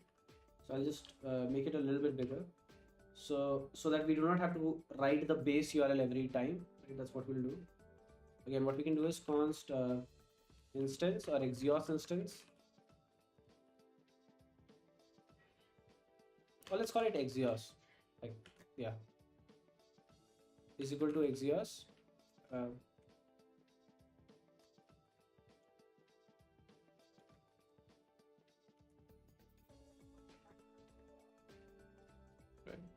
Uh, let's call it dot create and then a base URL.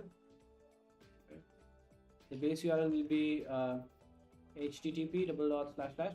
And again, this shouldn't, you should not use a base URL from here, because I think you should use a base URL from the env file. And how you do it is, like, I think you just do a beat app base URL.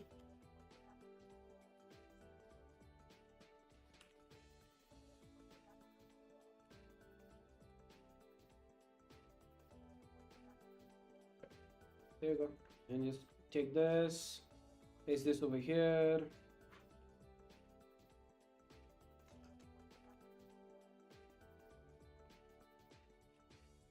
Let's actually see the documentation of Vite for environment variable. Okay. Let's try to figure out how we can do this stuff.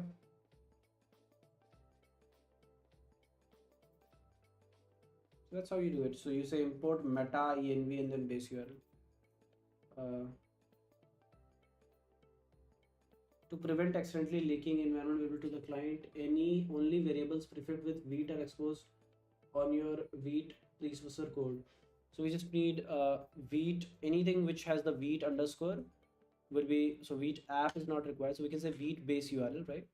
And the next thing what we need is we can just use this import.meta.env thing to get the access. So we can say import.meta.env dot base. Oh, this gives us auto completion, man. That's sick. Okay, so we have the base URL over there, and we can just export this. Export default Axios. Okay, this gives auto completion of the env variables which we have, which is insane. Okay, so we did this, and what else do we need to do? Nothing. Let's go here, and then you can also give an authorization token. So if there is a you have a token, it will pass an authorization token as well. Let's do it as well. How we can do it is, like, if there's like in the localhost dot get item, if you have something called token, right, it will pass it as an authorization token. So it will say instance dot no Axios Axios dot defaults dot headers dot common. Now inside the common you can pass the authorization token. So we'll say authorization, and then you can give the authorization token, but I just want to give it in two parts. So I just want to call it JWT, and then kind of like this whatever token which we're getting. So we can say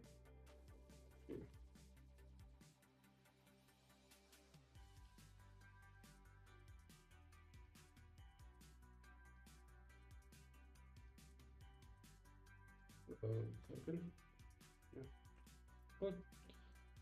So this will be basically set once we sign in. This will be set by default. Now let's actually go and start the sign in process. So the first thing what we'll do is, inside all the label will be giving it some name. I think is name what we go for. I think so. Let's call it name. Let's call it email. Let's call it password. And now if we just call the onFinish function, right, const on handle user sign up, and this is the function which will be basically handling our final user sign up, and we want to trigger this whenever our form basically onFinish, right, is we want to handle this when we use sign up. and then you get all the values. For now, I just want to give it any type, but I just want to log else to show you what this values is. So right now, if I just open my terminal, okay. So if I want to open my terminal, and if I just write whatever, if I just see this, you can see we are getting all the values here in the console, if you can see, right? So this basically helps us. This is the values which we'll be receiving. Now, one thing which we have to do is we have to write the front end logic. So we'll say rules, and then you will just say required true, first rule, and okay, and then you can say maximum amount is 100.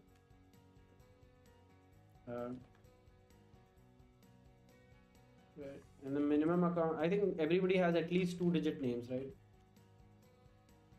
And let's give it a message like an error message. All right. So please input your name. Okay. Then let's go for like something similar in the email, but we need a regex which can verify that it's actually an email. Again, this is also required. We'll be calling it true. And then we'll have a max. I think 100 is enough. And then we'll be min up to and then message days. I think it was 200 for the name and server. Oh, let's put it 200 then. Okay, and then please input a valid email ID. Then let's go for the password. And here we actually want match. Look what we have. Match pattern, and we now have to give a regex. So let's find a regex, email ID regex. This should work.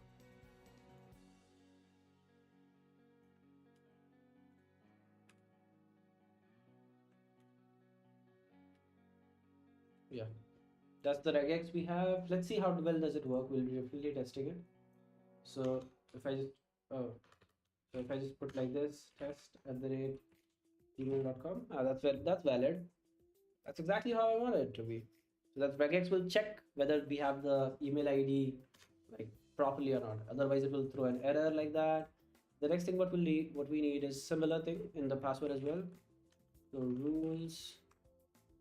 I think what was the minimum amount? It was 4, I think. So the minimum is 4. The maximum is 15. And the message is, again, it is required. And the message is, please give a valid password. Not valid, like please, the password should be, the password should be at least 4 and at max 16 digits. That's a long message.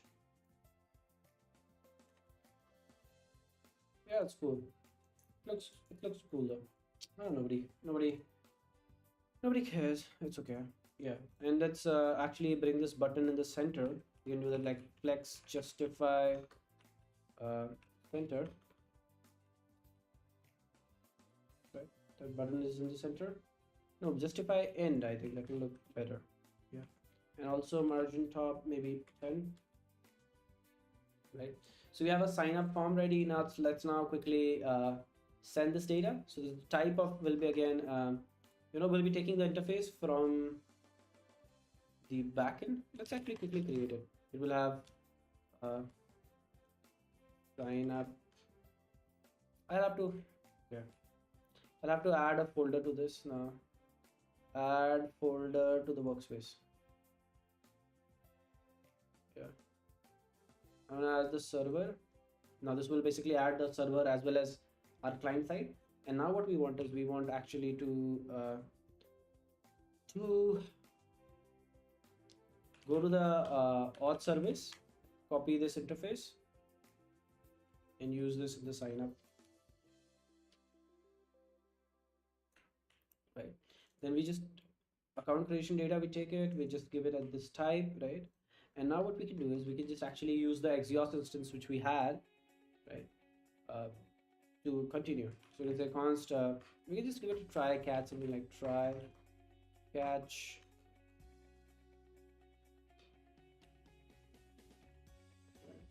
and we can just say Axios await, and then to make it await, now you need an async function, right? And then you can use the Axios instance which we had dot this will be a post request, right, slash sign up, right? And then you can pass the data which we have, which is values,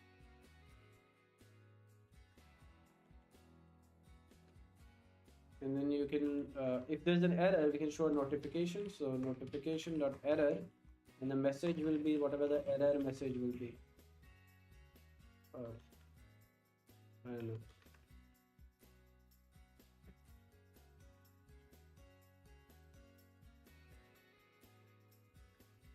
Right. And then we can log the error. Right. Then in the response, actually, we can log the response as well. Response.data. Let's see. Does it work or not? If it does work, okay. Let's actually take the type from here, which is the result type. And now what we can do is we can just say, not here, that's correct. In the response, we can say let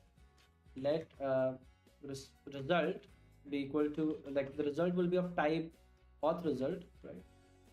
Is equal to response dot data dot, yeah, response dot data. I think that's enough. And then if the result is true, right, then simply say localhost dot set item and just say token, and just take the token from the response which we got. So result dot token. The result should be true and there should be a token, like both of them is a condition. Otherwise there was some issue. Otherwise notification error.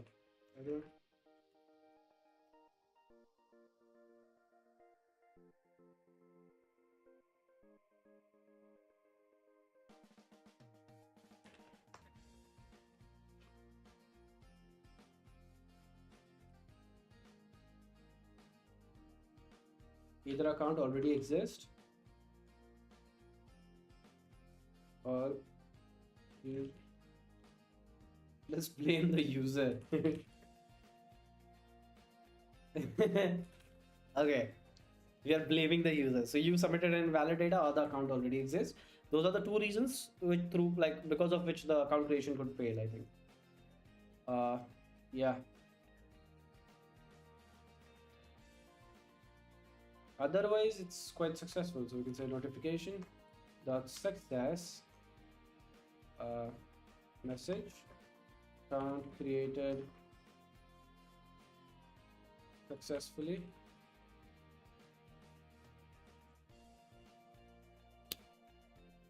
There should be an else for the notification. True, because it's not returning. Exactly, there should be an else for the notification. Yeah. Otherwise, both will be triggered. Yeah. So we have this done. Sign up is done. Let's see, does it actually work or not? So let's call it Yash, or let's say call it Robert Downey Jr. Okay. Robert@gmail.com. There's no type is not set properly. So the password, the type over here, or over here, the type is actually password. Right. Yeah. Robert, and let's create account. Oh, there was an error. 404. We are the invalid. I think the Axios instance is the issue. We have to restart the server in order to get this picked up. So this should be wrong. Does this work now? We'll have to restart this. Okay. But wait, it gave me an auto completion by itself. I think restarting would work. Not sure. Let's hope.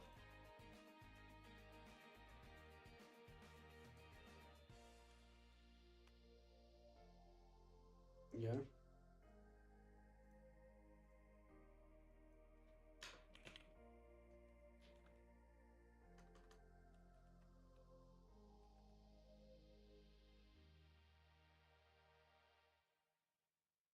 Where was the request sent?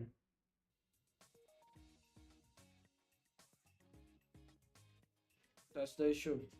The base URL is not getting set properly. So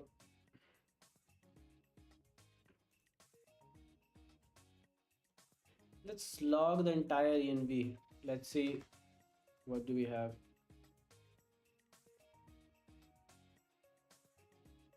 So we have, oh, it's not base URL, it's wheat base URL actually. That was the issue.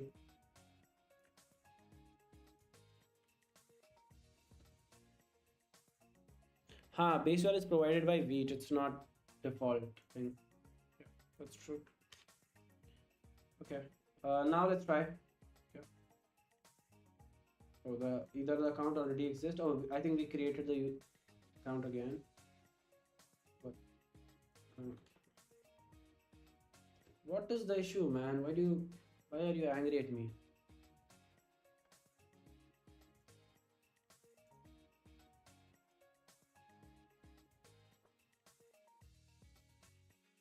The route which you entered was not found in the server.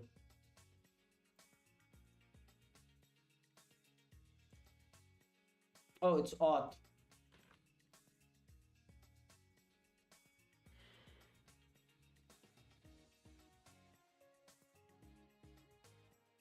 I think it works. Like the wheat, that thing worked now. So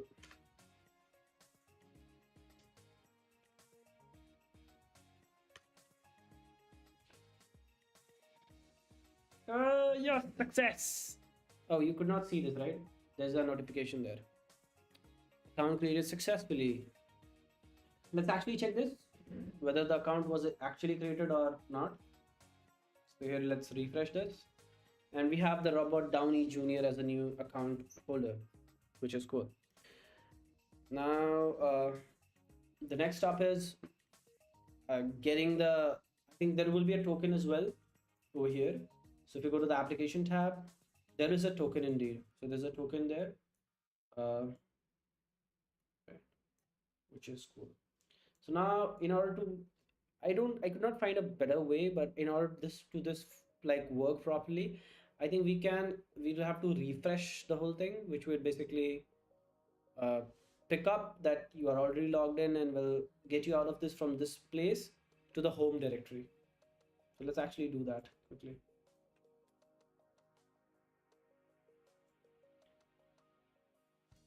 And let's build a custom hook for that. So yeah, let's try to do that. So let's create one more folder and let's call it hooks.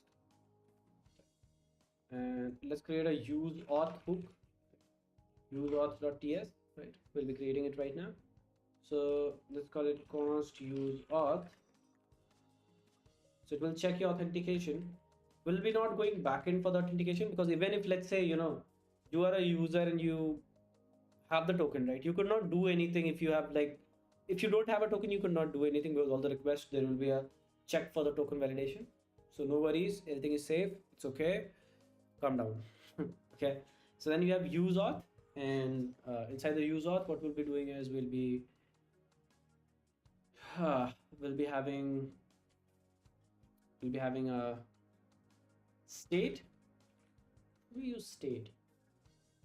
Can we actually have a listener on localhost? Let's see. Local storage.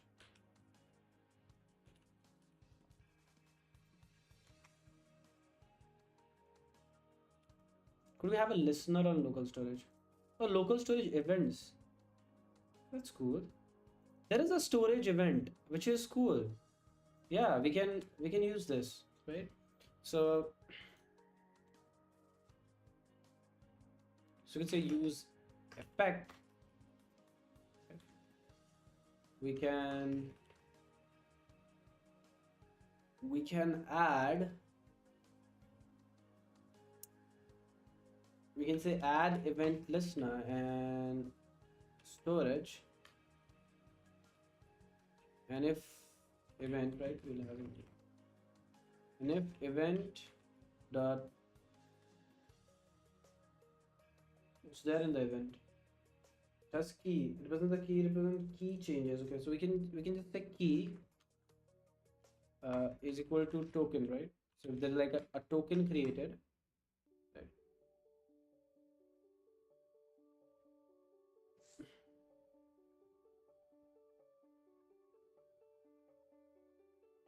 and that has a value. So and ev dot new value, that is a value.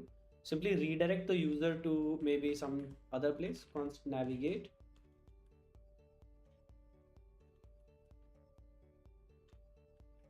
So go to use navigate. Right. You can navigate the user to some other place. Slash.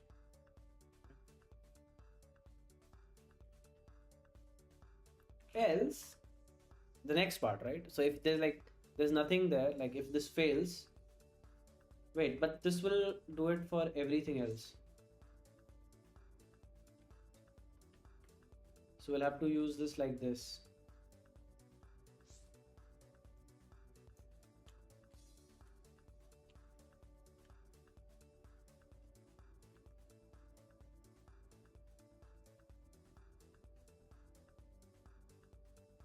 If there is no new value, or this is removed, or this is like some other case, new key, old key, storage area, URL.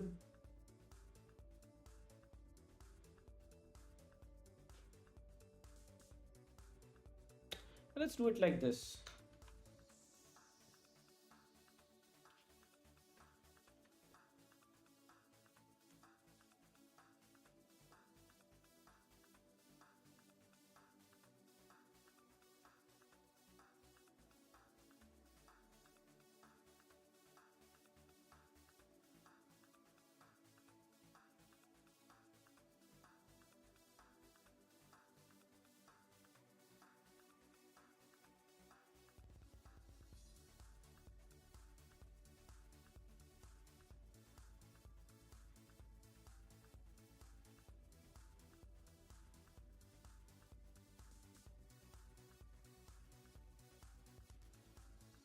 So say redirect to, this could have, right? So you can redirect to sign up, right? Or you can redirect to sign in, right? So let's actually change this to sign up. And if you do that, or let's keep it string, you can redirect to any place.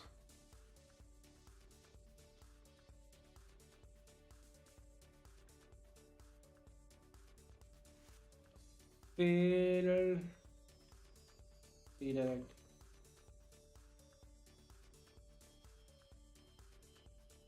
Right. And if you just give it a success redirect, like it's optional, but it will, again, this is also optional. So if you have this, that's okay. If you don't have this, it will directly go to sign up or sign in. I think sign in. By the default is sign in, right? And again, you have like one more, which is success redirect to, which is again optional, right? And which is again of type string. Right? And then what you can do is you can just say success redirect to will be this, and will be slash sign. No, slash. Okay, so that's how this use auth hook work, and let's actually use this in the signups over here. So you can say use auth. It's not exported. Are you serious?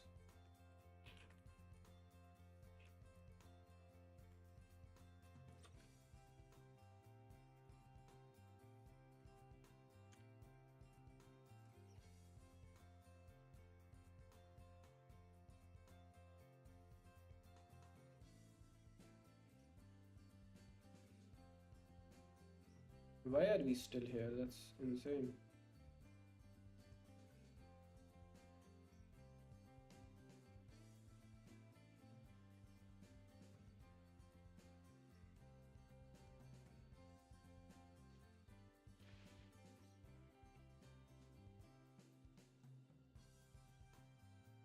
Okay, token expiration. Yeah, we have to actually take care of the token expiration as well, which we will be taking care of.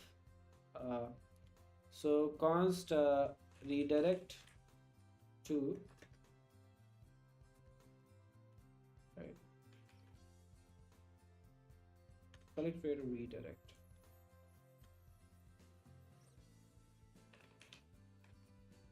And what we can do over here is we can just say if uh, localhost dot get item, if there is a token, right, if there is a token present, just redirect. It will check whether there is token present or not, but I just want to call this redirect, like even the first time it does this, it automatically took us to the correct place over here, you can see. And we have the function where we'll be deregistering this function, add event listener, remove event listener, and we can say storage. I think this is, do we get like something like event?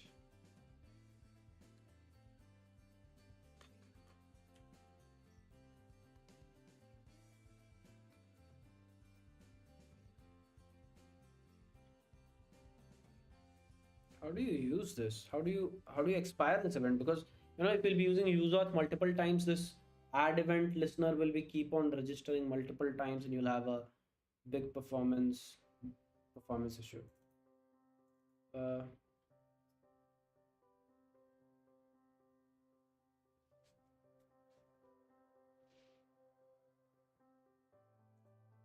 what do you mean? What is a listener function? Remove event listener. So that's the listener function, right? This is the listener function. We have add event listener function, and I just use this event, right? So let's.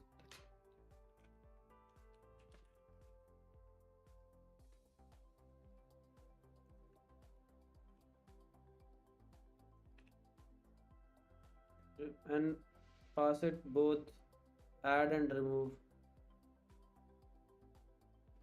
You need to make a listener function and pass it both add and remove. Just write storage. What do you mean? Like, oh, you mean just, okay, got it. Thank you for the help. Is this is how you do it, right? That's correct, right? Yeah. Awesome. Thank you both, Yash, Mind Blender, and Coder Boy Akash. That was a good suggestion. Okay, so we have this done. We have this figured out. So this will basically take care of the authentication. It will take users to the correct place. Later on, we'll be also handling the JWT expiry. So if the JWT expires, we'll handle that as well. Okay. But no, like, is that incorrect? Hold on. But I think that's correct. I don't think so. That's correct. Okay. Let's actually see. Okay, let's actually see the documentation. Remove event listener. Like, how does that work? So, but that's correct. That's correct, Mindblender. I think because see, you just give the type and then you just give the handler function before. Oh, you think so? Yeah, I think this is correct, right? Uh, yeah. Let's see. If we face any issues due to this, we'll be changing this, right? For now, let's go with this. Because, like, looking at the documentation, this seems correct. Yeah. Okay. So now the next stuff what we'll do is if we just go to the sign up, this shouldn't let us go to sign up right now. So it shouldn't let us go to sign up. That's exactly the behavior which I want, which is insane. So this is how we create a custom hook in React.js to do anything, right? So this I think this would be something new if you are new to React, right? So use auth and let's use it in same like this will be similar in the sign in as well or login. Yeah. So let's use the use auth over there as well, right? So use auth, and then what we can do is we can just go kind of similar. Just use the sign up stuff. Copy almost everything. Copy the entire form. Paste it in the sign up thing. Let's remove this name because why will you write a name in login? And let's create a function called const handle user sign in, right? And then you get sign in user types. But yeah, let's import the types as well, which is I think over here, sign in data. So here with the value which we'll be getting is will be sign in data, and then what we can do is we can use this sign in data in order further to like sign in the user. But let's actually change this first. So handle user sign in. Yeah, let's actually log this. Let's see. Yeah. So now this is something interesting, right? Now if we delete the listeners to trigger, and we should actually directly like go to the sign in or sign up page or whatever, right? Instead of the hook, create a component that will return the outlet and redirect to login. That is also like a very good suggestion. But wait, using an outlet, uh, are you talking about HOC like an high order component which would check and return based on the thing? Because outlet, I'm not sure like how will that work. If you could explain, that would be better. Okay. So let's actually delete it. Okay. So if you just it worked, man. As soon as I deleted it, went to the silent screen, which is cool, which is amazing. Okay. Uh, okay. So which it worked fine, right? So now what we can do is let's actually implement the sign in, and it's again quite similar to what we have done in sign up. So let's again copy the stuff from there. Okay. Because you see outlet is a completely different thing, right? So outlet you use when you have a route, right? And you want to render something inside, right? So you are saying like writing a logic for over there that what outlet component should we have, that will be even complex and very hard to use. This is much more simpler. Just use auth. Yeah. That's it. Okay. Okay. Now where are we? We are, why is it giving, it's wrong.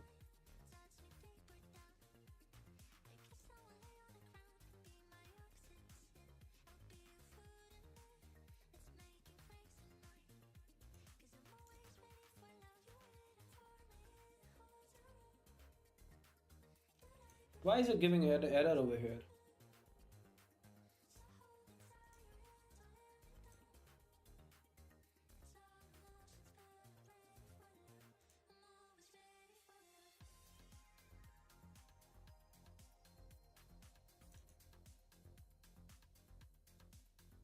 So you have a listener over here. So this is the listener which I have, right?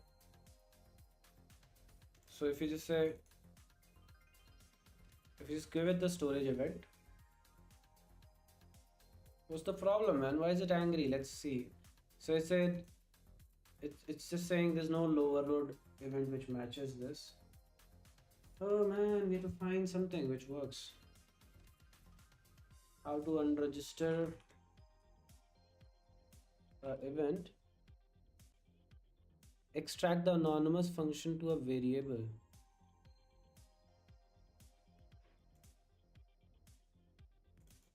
There is a variable, right? So this. Oh, you mean this? Okay, yeah, this is true. So okay, you're true. Yeah. So const, let's say handle storage event, right? And you're saying this, right?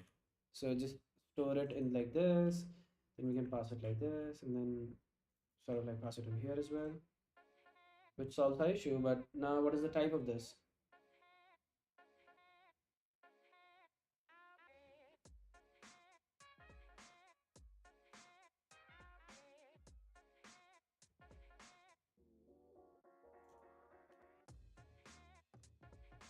Let's see the error, because in the error, the type was given. Come on, error, come back. The error is not coming back. Okay. Uh, for now, let's keep it any. That was a really good thing. I think that's how it works. That's how it should be done. That's correct, right, Yash? That's how we need to supposed to do it. That's a void.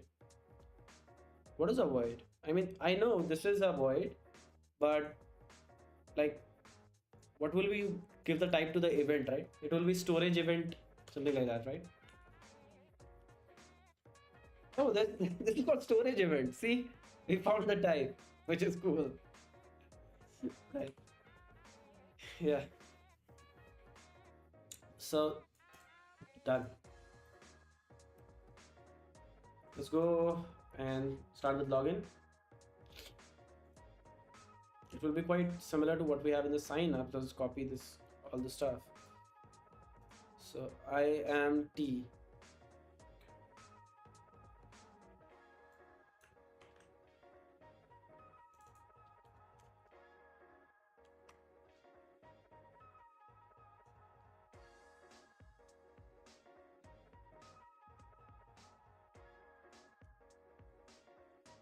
We'll have to export it from here.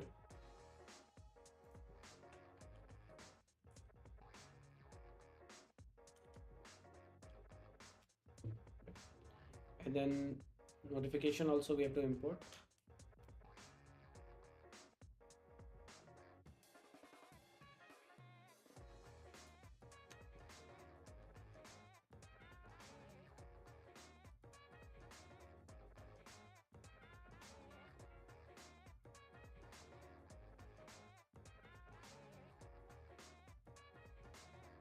Yeah, cool.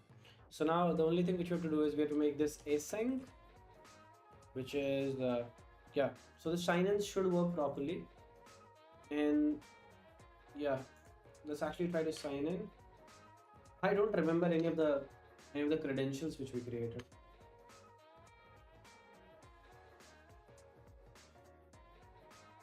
Why is it create account still?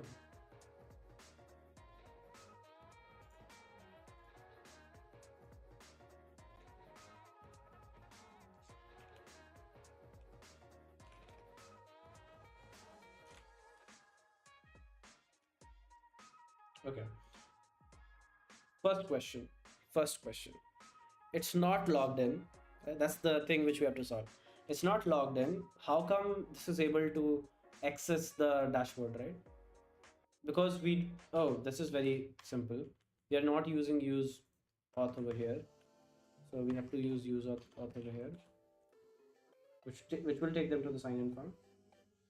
Let's go to sign up now.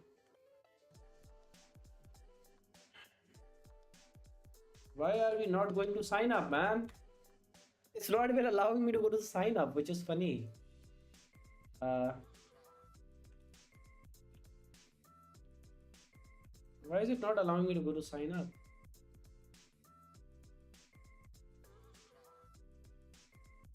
Oh, because we have the default option is taken. Okay, that's my bad. Okay, so what we have to do is in the sign up, we have to give a default failure redirect, which is sign up. and the success as well.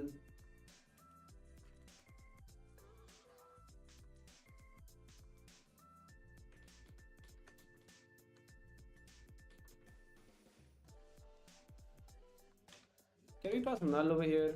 Because I think this is sign up, which is default failure URL, and success URL we don't want to pass. If this failed, just be at the sign up. Don't go anywhere.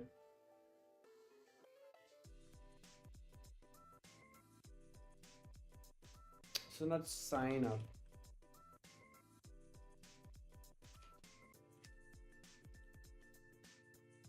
Yeah, it worked.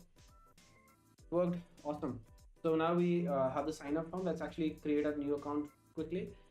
What should we name? Akash. Akash@gmail.com. Let's give the password as 123456. Okay. Create account. Oh, we have created the account successfully. Won't that end in an infinite render? For what? No, it wouldn't. Like, why would that end in an infinite render? For this, are you talking about? Okay. So we have logged in.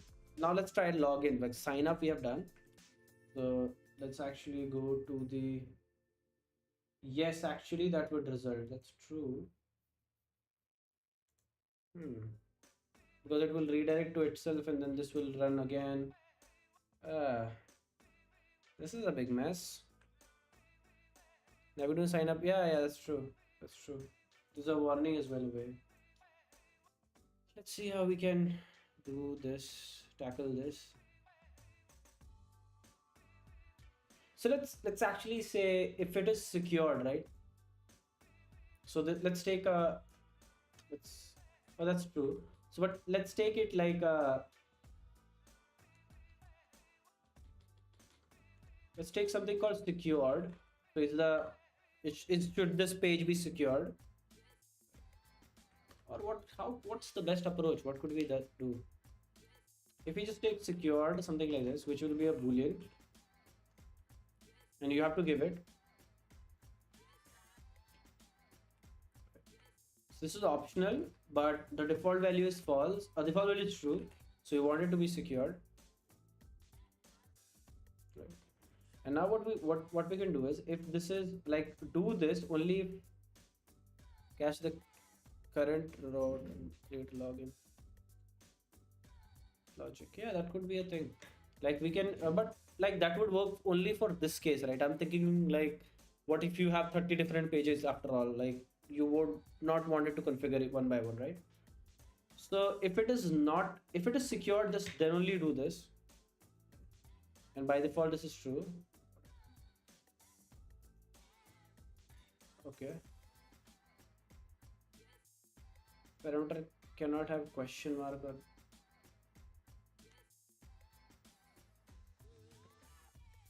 yeah. Now what we can do is we can just pass this is secured. Now this page is not secured, so let's keep it false. That should solve our problem. But this will give us a minor problem, other problem. So Akash, I couldn't get your logic. Catch the current route and create a login. If you could elaborate, we can think on that. So I think this will solve our we're going to sign up. See, so that issue is resolved, right? That infinite render issue is resolved. Right. Yeah.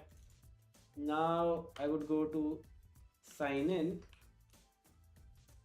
which will take me here because I'm like this is. Oh, but oh, this is an infinite render issue, man. This is not solved. Wait. Uh,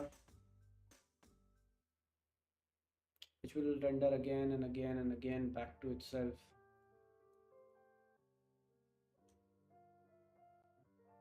Same goes with dashboard because it will go over here.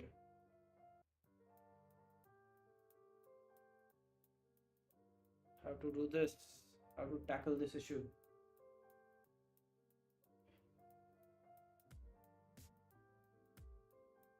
Yeah, we can do this. This is a very good idea. Now I got the idea. We can catch the current route and we can check if the route is same. Do not do it twice.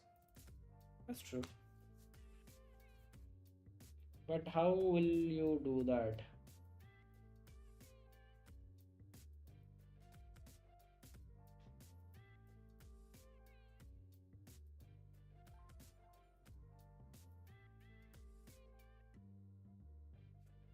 Okay.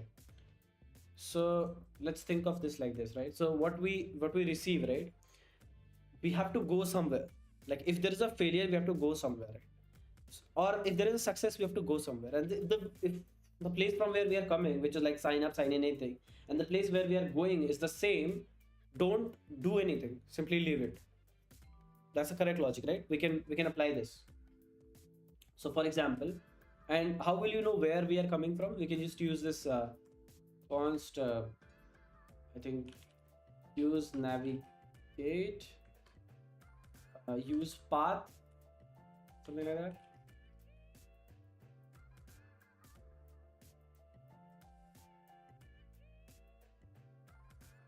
React router dom get current path.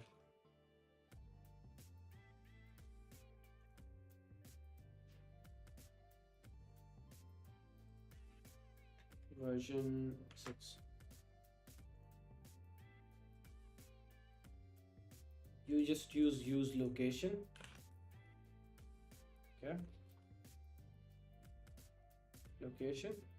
And then what we can do over here is from where we are coming from, right?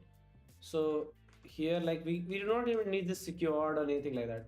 All these are not required now, because if we'll go with Akash logic, right?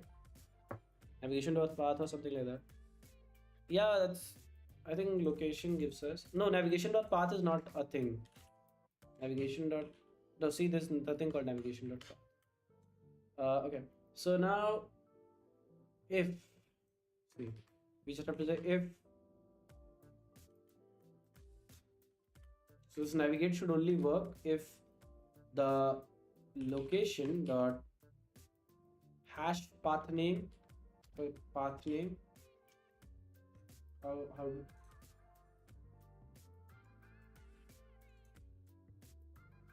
it's called route dot path match path,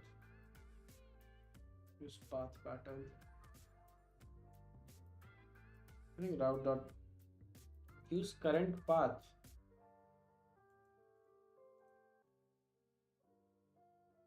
Use something like use route match. I don't know. I think we should make this simpler, but yeah. What do you mean? We do not need all these. Hold on. Let's log this first. Let's log. Let's log this location. Let's see what do we got over there.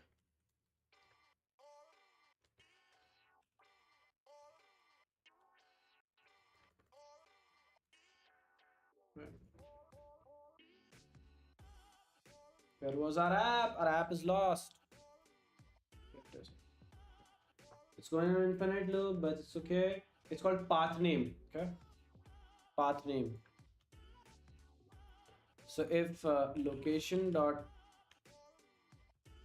path name is not equal to this, like slash, right? Just go to this place, and same goes to this. Location dot path name is not equal to, or not triple equal to, double equal to. Location dot path is not equal to slash sign in.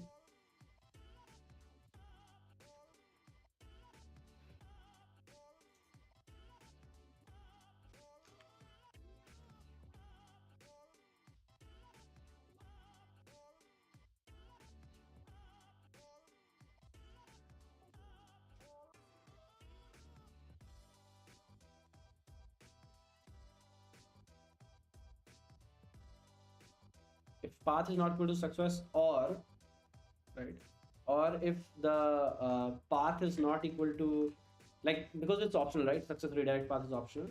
Or if the path is not equal to this, let's do this, which we have to do the same thing. Just it will be signing.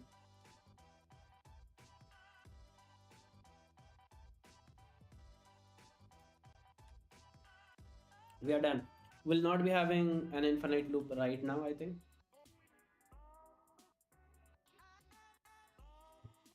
Yeah, it's working, man. It's working as expected now, but we have just one error over here. We do not need anything right now. We have made the use auth hook like self-reliant. It can do everything at once. So let's code the sign in and let's call it a day, right? We'll be doing the next part maybe in the next series and in the next episode, right? So let's actually log out right now. Application server.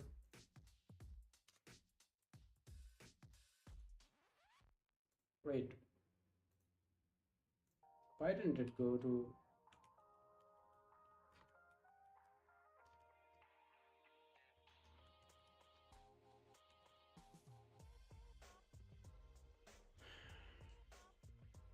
What was the email ID? Last email ID we signed up for? It's Akash. Akash. Uh, and the password was 1234. There's already a location object in the window. Oh, so is the name the issue? I mean, we shouldn't name this location, right?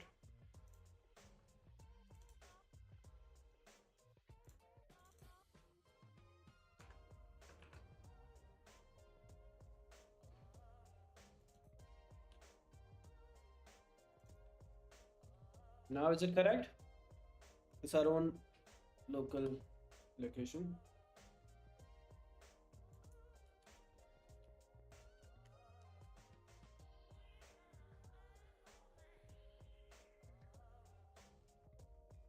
Now the token listener is not working for some reason. Hey man, what happened?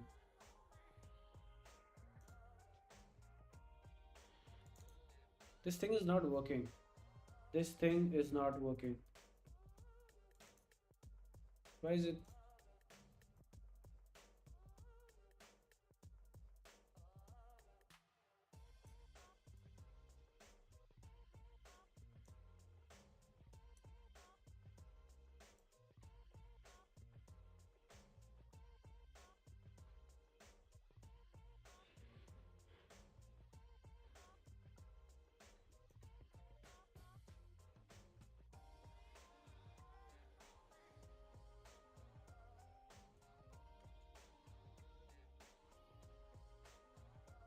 It doesn't work like that. We'll have to write it like if the path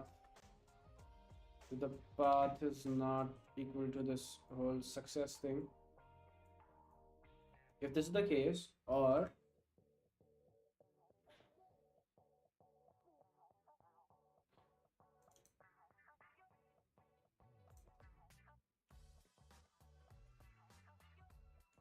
hey hi Mujib.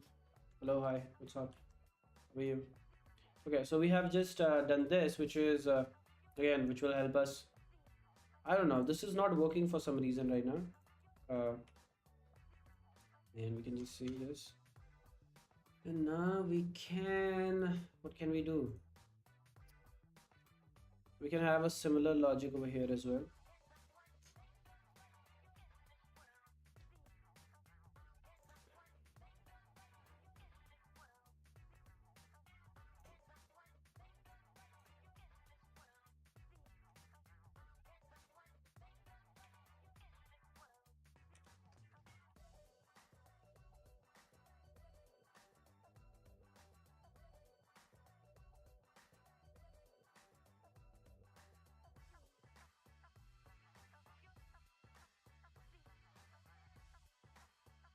I think okay. Now this should work. So let's try this out. Do we actually get redirected if I go to sign up?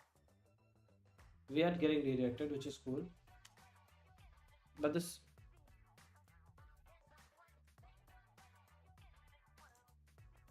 oh,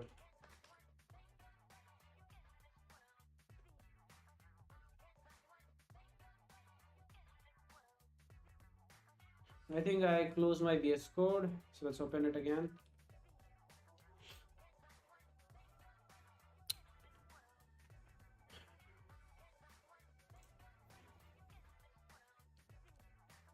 Hmm. So now this logic is not working, or either this event is not getting triggered. There's like some, like one of these two issues.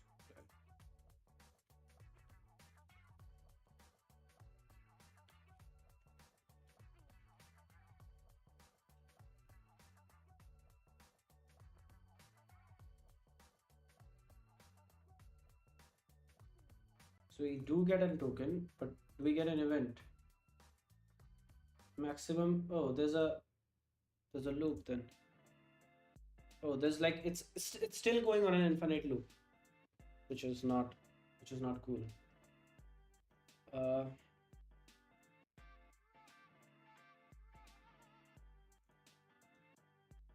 let's make it simple right now. Let's not have these things over here. Let's keep it very simple. So if there is a token present, right, simply navigate this to the but just to avoid the infinite loop, what you can say, if there is a path, if the path is not equal to sign in, let's say sign in, or if the path is not equal to where you want to go, which is sign in,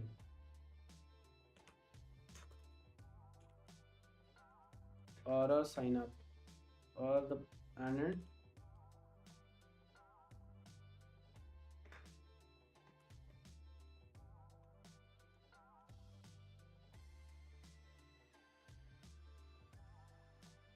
ah, okay.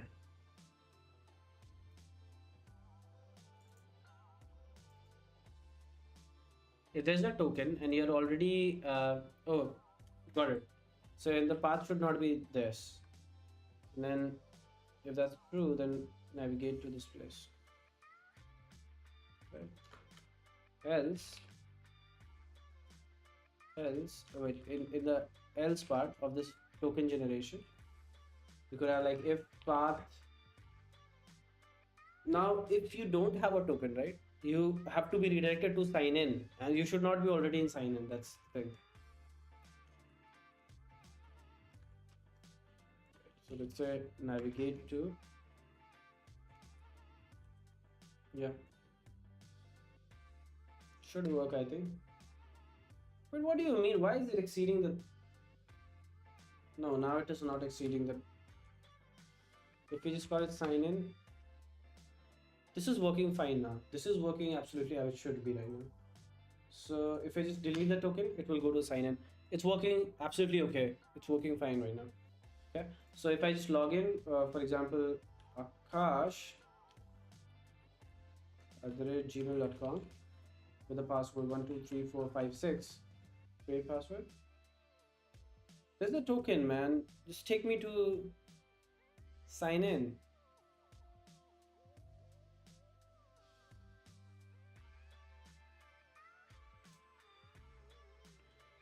This has some bug.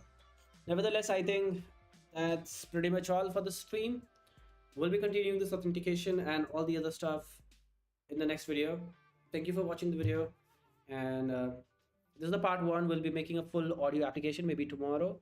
Tomorrow I'll be coding for longer hours because tomorrow is Sunday. Yeah. So thank you for watching the stream. And do you have any questions for the end? We can discuss that. If you have anything interesting other than coding this thing right now, we can discuss that.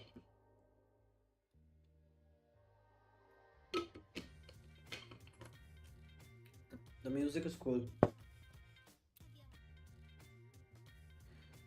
No, nothing. Try logging the path. That's true. The path is not working.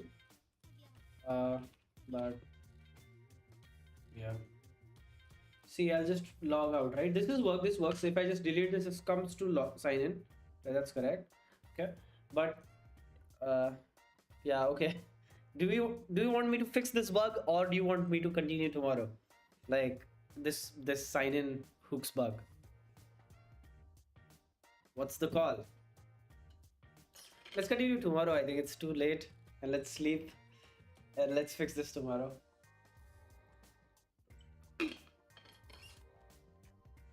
I'm tired as well. Thank you. I'm making a next tab. That's great. Of the same thing. Like I actually was learning Next.js. Like I learned it quite like the next 13, right? So that is something which I learned. Next 13 was really cool. Um, I think we'll be having a next video as well really soon. Maybe tomorrow. We'll be having a Next.js video where we'll be making some kind of application Next.js. Maybe not tomorrow or on Monday. Depends on like when we finish this. Yeah. Okay. Thank you. Have a great day. Bye bye. And see you later on. I will be back with the solution. Oh, that's great. You'll be back with the solution. And will be, by the way, the timing will be the same. Tomorrow I'll be streaming in the night. We'll start at 9 or 9:30, something like that. So just be ready like that. Like that. Something like this. Okay. Great. Okay. Thank you. Have a great day. Bye bye.